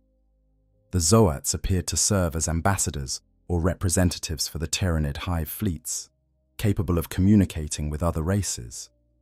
Then they vanished from the lore, and the Tyranids became the mindless swarm with one hive mind that the current codexes describe. Except, Bell of Lost Souls has reported that in recent lore, specifically connected to the Blackstone Fortress, a Zoat appeared. Just one, alone, speaking of having escaped slavish oppression, of running from the hive mind, of being something that had broken free of the swarm. If a Tyranid bioform can break free of the hive mind, what does that mean for the rest of the lore? Is the hive mind's control as absolute as described? Are there, somewhere in the consumed ruins of devoured worlds, bioforms that escaped, living out a strange, independent existence outside the swarm's consciousness? And if such independence is possible, is there any chance that the Tyranids could, under some circumstances, develop something that functions like individuality? Mystery 45. Does the hive mind know about the warp? There is a peculiar asymmetry in the Tyranid threat. The hive mind is extraordinarily intelligent and adaptive in the material universe, but it appears to have no presence in and no interaction with the warp. It cannot send psychic messages through the Imperium. It cannot summon warp entities. Its understanding of the universe is, as far as anyone can determine, entirely material. Does it know about the warp? Does the hive mind understand that there is a psychic dimension underlying reality, that the beings it has encountered use this dimension for communication and travel, that the chaos gods and demons that humans and Eldar fear are not delusions but genuine entities? Or does the hive mind experience the universe only as it presents itself materially? In which case, the warp, the most fundamental threat to all life in the galaxy, is, from the Tyranids' perspective, simply not there. An entire dimension of existence they are blind to. This is either a significant vulnerability or an extraordinary advantage, depending on whether the warp's inability to affect Tyranids is balanced by the Tyranids' inability to understand or navigate the warp. When the Tyranids consume a world, and the Chaos Gods cannot do anything about it, who is winning that engagement? Part 6. Xenos civilizations and their mysteries. Mystery. 46. Who are the Tau Ethereals? The Tau are one of the setting's youngest spacefaring civilizations, fast developing, technologically ambitious, philosophically distinct from most other races in their focus on collective goals rather than factional infighting. Their society is organized around castes: fire for war, earth for engineering, water for diplomacy, air for piloting, and above all of them, the Ethereals. The Ethereals are a mystery within a mystery. They appeared at a very specific moment in Tau history, arriving when intercaste civil war threatened to tear the fledgling civilization apart. That their appearance brought the wars to a sudden halt. Within a generation, all Tau had accepted ethereal authority without apparent conflict. Their rule has been absolute ever since. No Tau questions it. No Tau rebels against it. The peace the Ethereals imposed has held for thousands of years. How? By what mechanism do the ethereals command such absolute loyalty? Some theories suggest pheromonal control, chemical signals carried in the air around an ethereal that the other Tau castes cannot consciously register, but that make defiance biologically impossible. Other theories suggest psychic influence. The Tau as a species have almost no warp presence, no individual souls in the sense that humans and Eldar do. But the ethereals might possess a form of subtle psychic ability that operates below the threshold of what is conventionally recognized as psychoactivity. The most extreme theory is that the ethereals are not Tau at all, that they are something else entirely, perhaps an ancient alien race using the Tau as proxies, inhabiting Tau-like bodies, steering a young and energetic civilization toward goals the ethereals have not seen fit to explain to the people they govern. The Tau's extraordinary progress as a civilization, their rapid development of advanced technology, the suspicious convenience of the ethereals' arrival precisely when needed, all of this suggests, to those inclined to conspiracy, the presence of a guiding intelligence that predates the Tau. Who are the ethereals? The law refuses to say plainly. The Tau themselves, or if you ask them, would consider the question borderline heretical. The greater good demands that you trust the ethereals. The greater good does not demand that you understand them. Mystery 47. Why do the orcs never run out? Orcs reproduce through spores. When an orc dies, its body releases millions of spores into the environment. Those spores can grow into every variety of orcoid life, from the smallest snotlings to full-grown orcs, completely independently of any social structure or parental investment. They do not need ships. They do not need infrastructure. They do not need a civilization to maintain them. Wherever orc spores land, given enough time, orcs will grow. This means that every world an orc army has ever fought on, every planet where greenskin blood has been spilled, where bodies have fallen, just where spores have had any opportunity to take root in soil or drift on atmospheric currents, is, from a certain perspective, an orc world now.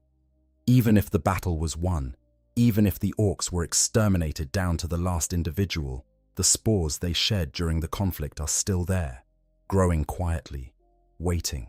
The Imperium has fought orcs for 10,000 years.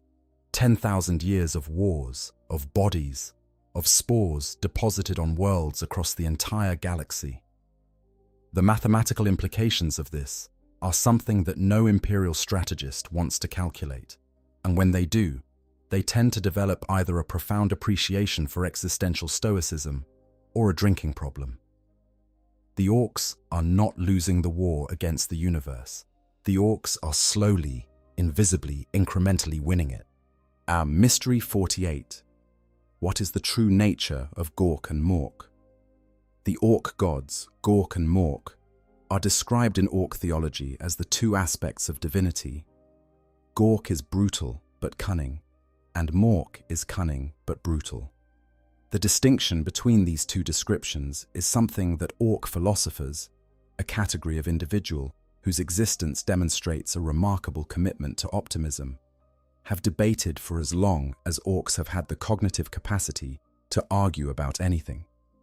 But there is a more interesting version of the question: are Gork and Mork real? In the context of the warp, belief creates reality. The chaos gods are real because enough mortal minds believe in them. The Emperor, by some accounts, is becoming real as a god of order through the accumulated prayers of billions of Imperial citizens. If belief shapes the warp into actual entities with actual power, then the orcs, who number in the uncountable, who are intensely and completely devoted to their gods in every thought and action, should, by the same logic, have created real gods. And indeed, there are references in the lore to manifestations of Gork and Mork's power that are not simply the psychic gestalt field of nearby orcs, but something more intentional, more aware. Reports of moments when the orcs' belief became so concentrated, so unified, that something vast and green and very, very pleased with itself reached down and stepped on something that needed stepping on. Whether Gork and Mork are fully conscious entities in the warp, divine beings in the same category as the chaos gods, or simply the enormous accumulated psychic energy of every orc's belief given temporary form. This question interests the lore and refuses to answer itself. Mystery 49. What happened to the Eldar before the fall? The fall of the Eldar, the catastrophic birth of Slaanesh from the accumulated psychic energy of the Eldar Empire's excess, is one of the defining events in the backstory of the setting. But the fall itself is not the mystery. The mystery is the civilization that preceded it. The Eldar at their height were older than humanity's spacefaring era. They had mastered the webway. Their psykers were more powerful than any human equivalent. They had arts, philosophies, sciences, and spiritual practices of a depth and sophistication that the Imperium can barely imagine, let alone replicate. They were, by any reasonable assessment, the dominant civilization in the galaxy for tens of thousands of years, and they chose to destroy themselves. The fall was not a surprise to the Eldar who saw it coming. The Farseers predicted it. The Exodites fled on their generation ships before it happened. The citizens who built the craft worlds departed in advance. The fall was an event that the most psychically gifted race in the galaxy, a race with prophetic abilities that allowed them to see potential futures in extraordinary detail, watched approaching and, for the most part, did nothing to stop. Why? Were the pleasures of the Golden Age simply too good to abandon? Was the psychic feedback loop already too established to interrupt? An empire so large and so psychically active that the emotion pouring into the warp had already taken on a life of its own, but no longer fully dependent on any individual choices? Was there, among the Eldar of that time, a faction that understood what was happening and wanted it to happen? Some precursor to the Drukhari who saw in Slaanesh's birth not catastrophe but opportunity? The Eldar who survived the fall carry its weight. Every spirit stone, every infinity circuit, every ritual performed on a craft world is a response to a mistake so profound that the species has spent 10,000 years trying to survive the consequences. But none of them were there, and the ones who were are gone, consumed. Mystery 50.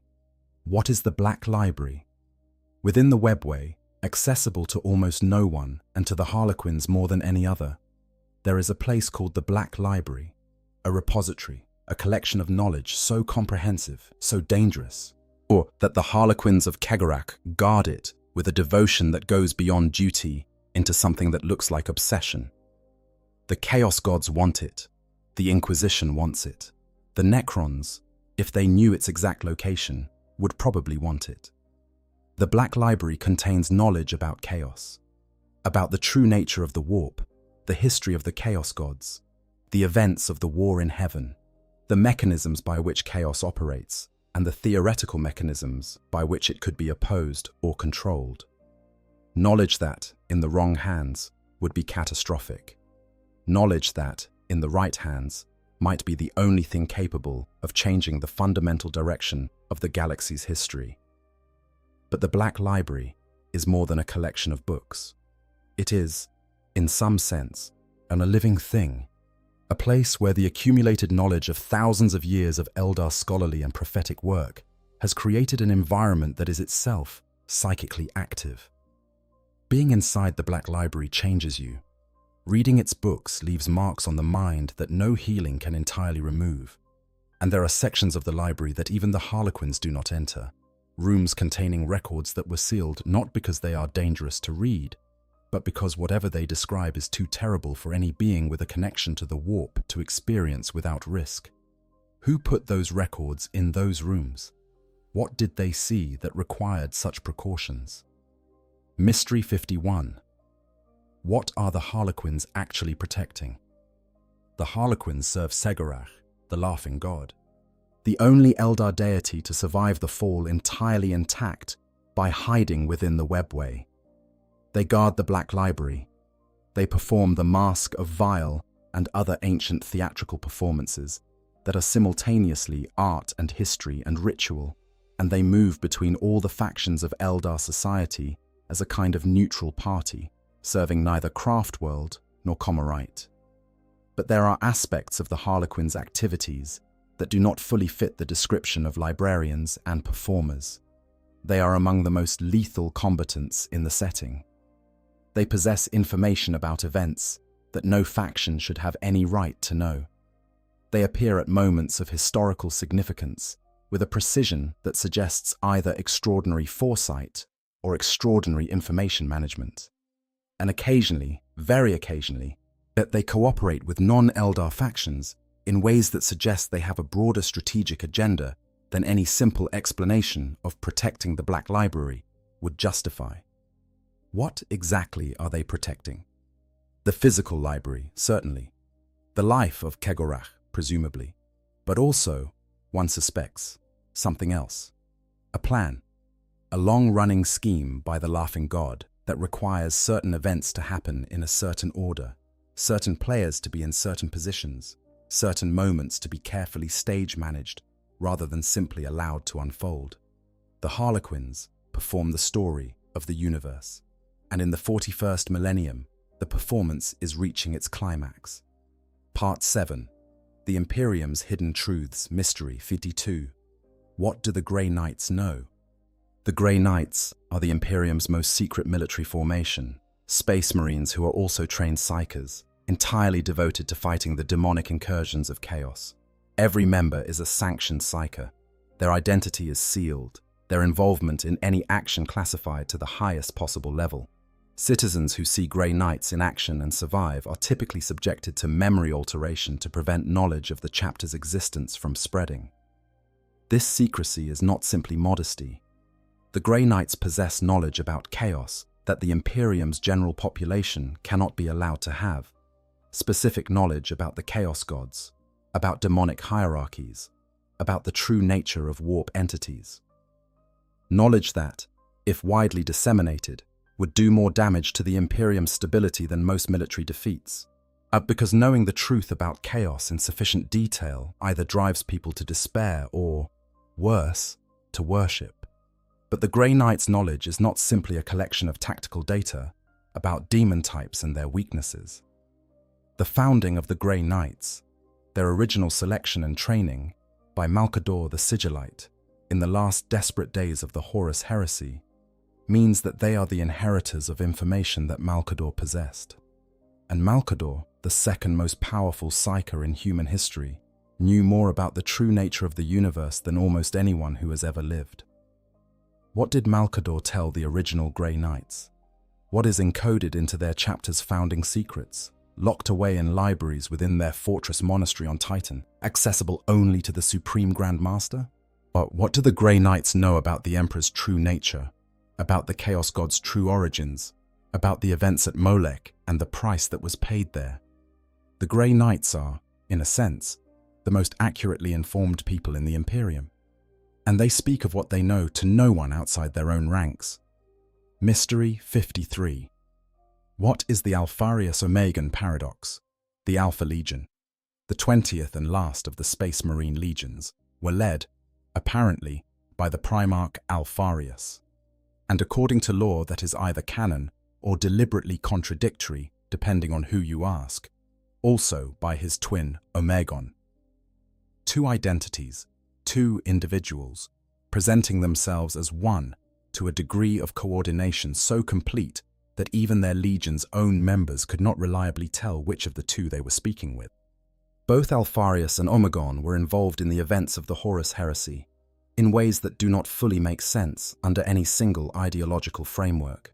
Alpharius apparently sided with Horus while simultaneously, through Omegon, working in ways that suggest the Alpha Legion was playing a longer game than either the Loyalists or the traitors knew. Their stated rationale, endorsed by the alien Cabal's advice, was that allowing Horus to succeed would eventually result in chaos consuming itself without mortal sustenance, and then dying. That the Horus Heresy, if won by the traitors, would paradoxically save humanity in the very long run by denying the Chaos Gods their food source. Alpharius was killed by Rabute Guilliman during the heresy, or was apparently killed, which in the context of the Alpha Legion is not quite the same thing. And Omegon's fate is entirely unrecorded. The most capable spy in the history of the universe, a being who could alter his appearance and identity at will, simply vanishes from the record after the heresy. But the Alpha Legion continues to operate in the 41st millennium, still pursuing plans of extraordinary complexity, still appearing in both loyalist and traitor engagements, sometimes seemingly working toward objectives that align with neither side. Whatever Alpharius and Omegon put in motion 10,000 years ago, it is still running. Mystery 54. What is the Dark Angel's true secret? Every Space Marine chapter has its legends and its ghosts. The Dark Angels have an entire category of existence dedicated to theirs. At the Fallen, those members of the original First Legion who sided with Luther against the Lion during the outbreak of the Horus heresy on Caliban, who were scattered through time and space when the warp claimed their world, who now exist in the 41st millennium as individuals who may be thousands of years old, scattered across the galaxy, occasionally captured by the Dark Angels and subjected to private interrogations that the chapter does not permit outsiders to witness. The Dark Angels want the Fallen, all of them, every single one. And the secrecy with which they pursue this goal, a secrecy so absolute that the chapter would rather allow battles to be lost, allies to be betrayed, and strategic objectives to be abandoned, than admit to outsiders why they need what they need, suggests that the Fallen's mere existence poses a threat that goes beyond the obvious disgrace of having traitors in their history.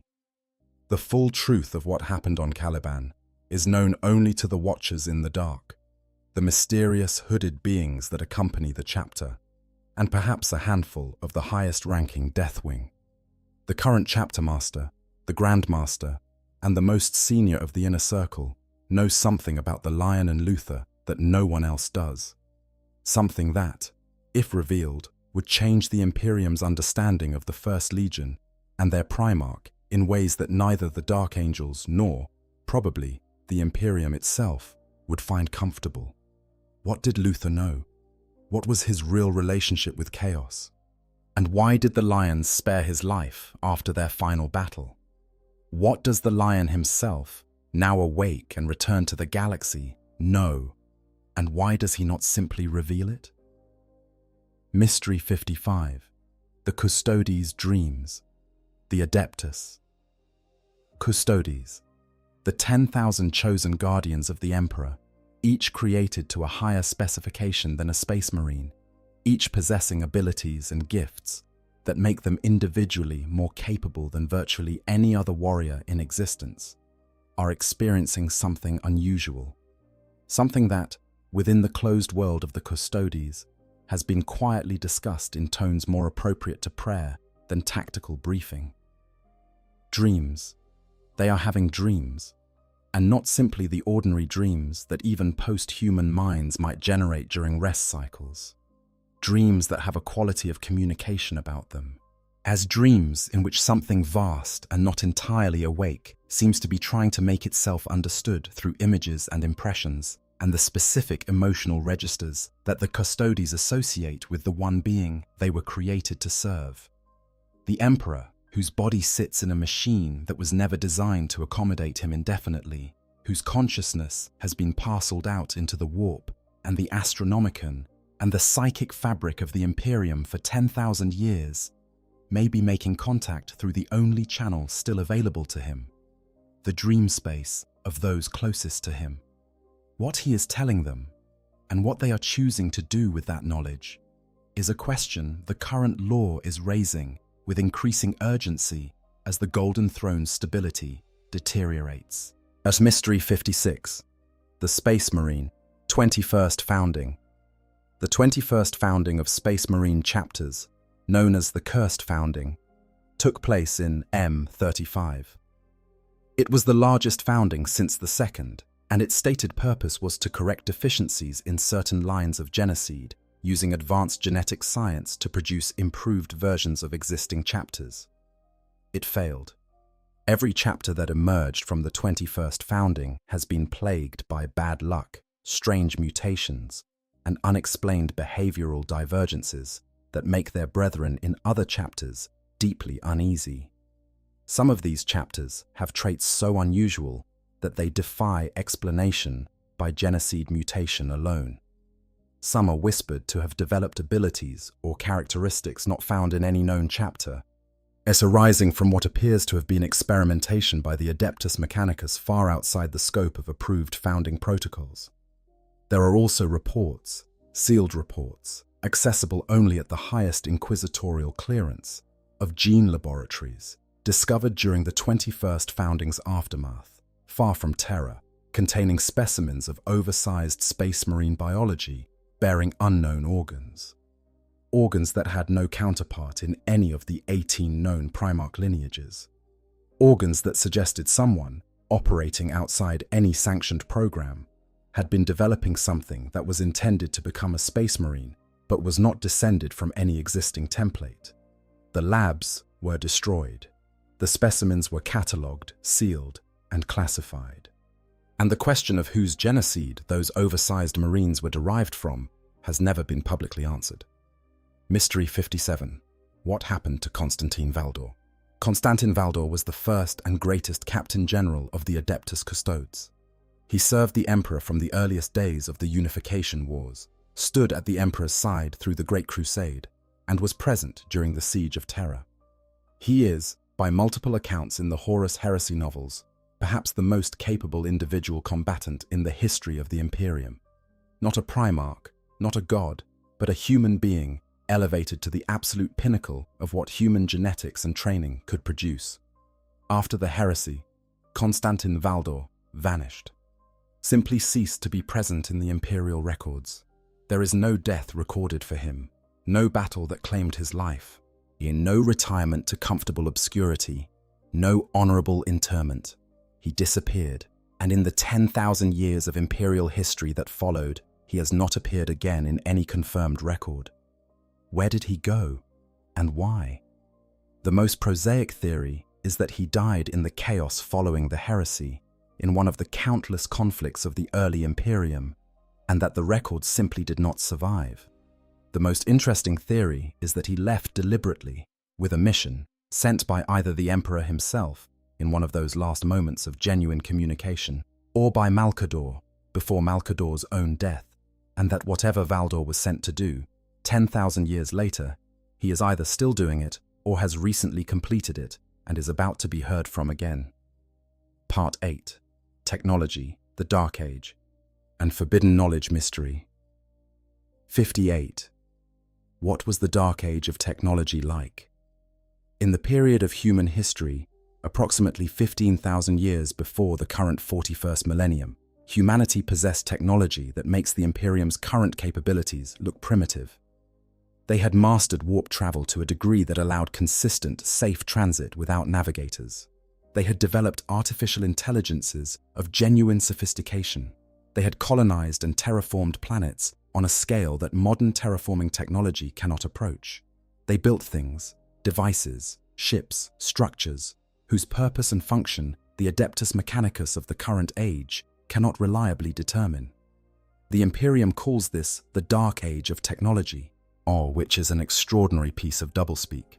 Dark referring not to the era's character, but to humanity's current ignorance about it. From the perspective of the era itself, it was perhaps the most brilliant period in human history. A golden age, not a dark one. It ended. The age of strife consumed it, tearing humanity's interstellar civilization apart as psychic mutation became widespread and the connections between human worlds frayed and snapped. The Men of Iron, humanity's created artificial intelligences, rebelled against their creators in a conflict that left scars still visible in the Mechanicum's absolute prohibition against true AI. And the knowledge of the Dark Age, its sciences and its tools and its understanding of the universe was lost. Most of it, not all. Standard template constructs, STC libraries, were designed to preserve that knowledge for exactly this kind of catastrophe.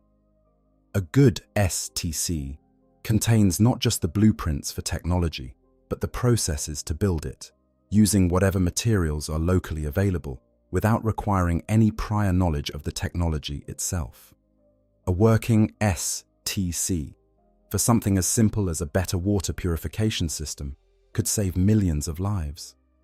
A complete STC for any of the Dark Age of technology's more exotic achievements would be, in the language of imperial politics, something worth starting a war over.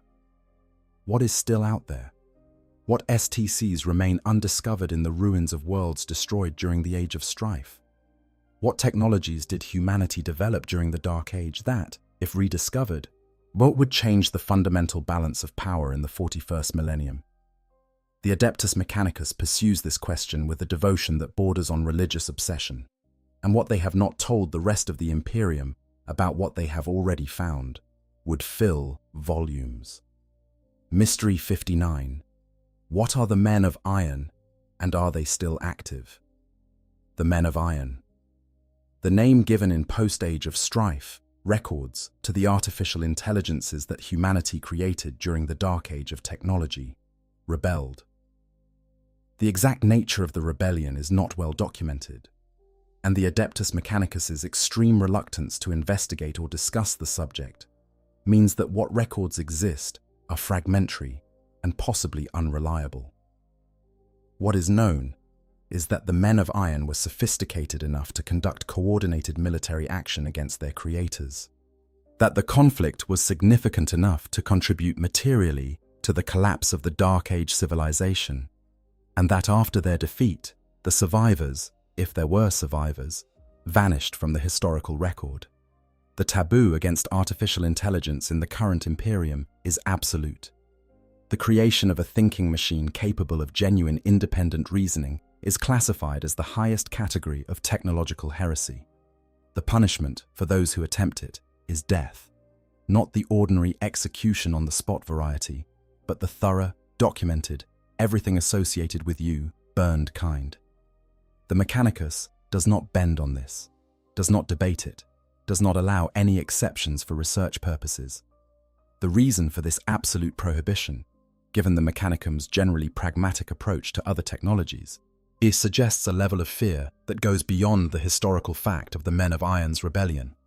It suggests that the Mechanicus knows something about the Men of Iron's current status, whether they went entirely dormant or whether some portion of them found ways to continue their existence, hidden in the spaces between the stars, that makes the absolute prohibition not merely a lesson learned from history, but a present danger actively being managed. Are the Men of Iron still out there? And are the leagues of Votan's Votan artificial intelligences connected to them? Mystery 60. What is the Webway and who controls it now? The Webway is the network of dimensional tunnels built by the Old Ones, inherited and maintained by the Eldar, connecting points across the galaxy without requiring travel through either normal space or the warp. It is, by any assessment, the most important piece of inherited technology in the setting, faster than warp travel, safer than warp travel, not subject to the storms and predators of the Imperium. Control of the Webway has fragmented. The Eldar use it primarily through their craft worlds and through Comora, the dark city that is itself assembled from stolen sections of the Webway. The Harlequins navigate it freely. The Inquisition and certain Astartes chapters know of hidden access points, but do not understand the full network. The Adeptus Mechanicus has been trying to map it for millennia, and in some regions of the Webway, nobody's authority holds. Sections damaged during the fall of the Eldar, sections corrupted by demonic incursion through the breach that Magnus the Red accidentally tore open, sections that were sealed by the Old Ones for reasons never recorded and never investigated. The Webway is also not entirely empty of life. There are creatures that have made their homes in it, entities that exist in the space between spaces, that have adapted to the strange physics of the tunnels in ways that make them lethal to any traveler who stumbles into their territory without preparation. What exists in the unmapped sections? What did the Old Ones seal away, and why? And what happens when the Emperor's psychic seal on the Imperial Webway beneath the palace finally fails? Mystery 61. Why does the Astronomicon need 10,000 psychers? The Astronomicon is the psychic beacon that allows navigators to orient themselves during warp travel. Without it, consistent interstellar travel across the scale of the Imperium would be essentially impossible. It is maintained by the Emperor, channeled through the mechanism of the Golden Throne, powered by the sacrificed life force of approximately 1,000 psychers every single day. That is the established fact. 1,000 psychers per day, gathered by the black ships from across the Imperium, transported to Terra, and fed into the Astronomican's machinery in a process that burns out their life force entirely, is usually described as a necessary function. The fuel cost of the beacon that keeps the Imperium's light on. But why 1,000? Why not 1, or 10, or 10,000? Why does the most powerful psyker in history require the combined life force of 1,000 other psychers to maintain a single beacon? One theory holds that the Golden Throne is not simply amplifying the Emperor's power, but is using the psychers as a form of psychic fuel that partially replaces energy the Emperor can no longer generate on his own, that his 10,000 years of near death have reduced his available power to the point that he needs supplementation. Another theory suggests that the number is not about the Astronomican at all, but about the webway seal, that 1,000 psyker deaths per day is the price of keeping the breach beneath the palace closed, and that the Astronomican is, in a sense, incidental. And a third theory, which certain mystic traditions within the Imperium and without have whispered for millennia, that the 1,000 psychers are not simply dying, that their souls are being absorbed by the Emperor, that what sits on the Golden Throne is slowly, quietly accumulating psychic mass in preparation for a detonation of power that will either save or destroy everything. 1 million psychers absorbed per millennium, 10 billion in 10,000 years, each one a small addition to a reservoir that grows larger than any single being should be able to contain. Mystery 62. What is inside the vault? Angelus, within the Imperial Palace on Terra, sealed with locks that would give the most accomplished Mechanicus Magos significant pause, there is a vault. Its official designation is lost to bureaucratic reclassification, but it is known informally as the Vault Angelus. Certain inquisitors of the Ordo Hereticus know of it. Certain custodians have been inside it. Its contents, officially, do not exist. But the rumors that have leaked out over millennia, slowly, in fragments, each one theoretically impossible to verify, describe something that doesn't fit any category of standard Imperial inventory. Not a weapon, not a relic, not technology, something biological, something that is neither entirely alive nor entirely dead, something that was placed there in the very early days of the Imperium, perhaps in the centuries immediately following the heresy, and has been maintained, fed, contained, studied at intervals, ever since. Theories range from the disturbing to the apocalyptic. Some say it is the remains of Horus himself, preserved as a curiosity and a warning. Others say it is something the Emperor created during the Unification Wars. One of the early experiments in human enhancement that was deemed too dangerous or too valuable to destroy, but also too dangerous to release. And some of the darkest theories suggest that it is a prototype, a working model of something the Emperor intended to create in greater numbers, had the heresy not interrupted everything. The Vault Angelus does not appear on any current maps of the Imperial Palace. Custodians assigned to it serve their tour, and are then transferred to other duties, without any formal recognition that the assignment occurred, and what they saw inside, they do not speak of. Part 9. The Shape of What Comes. I hope you guys enjoyed the story. Make sure to hit the subscribe, like, share button, whatever you want. Give me some feedback if there's any, and yeah, sleep well.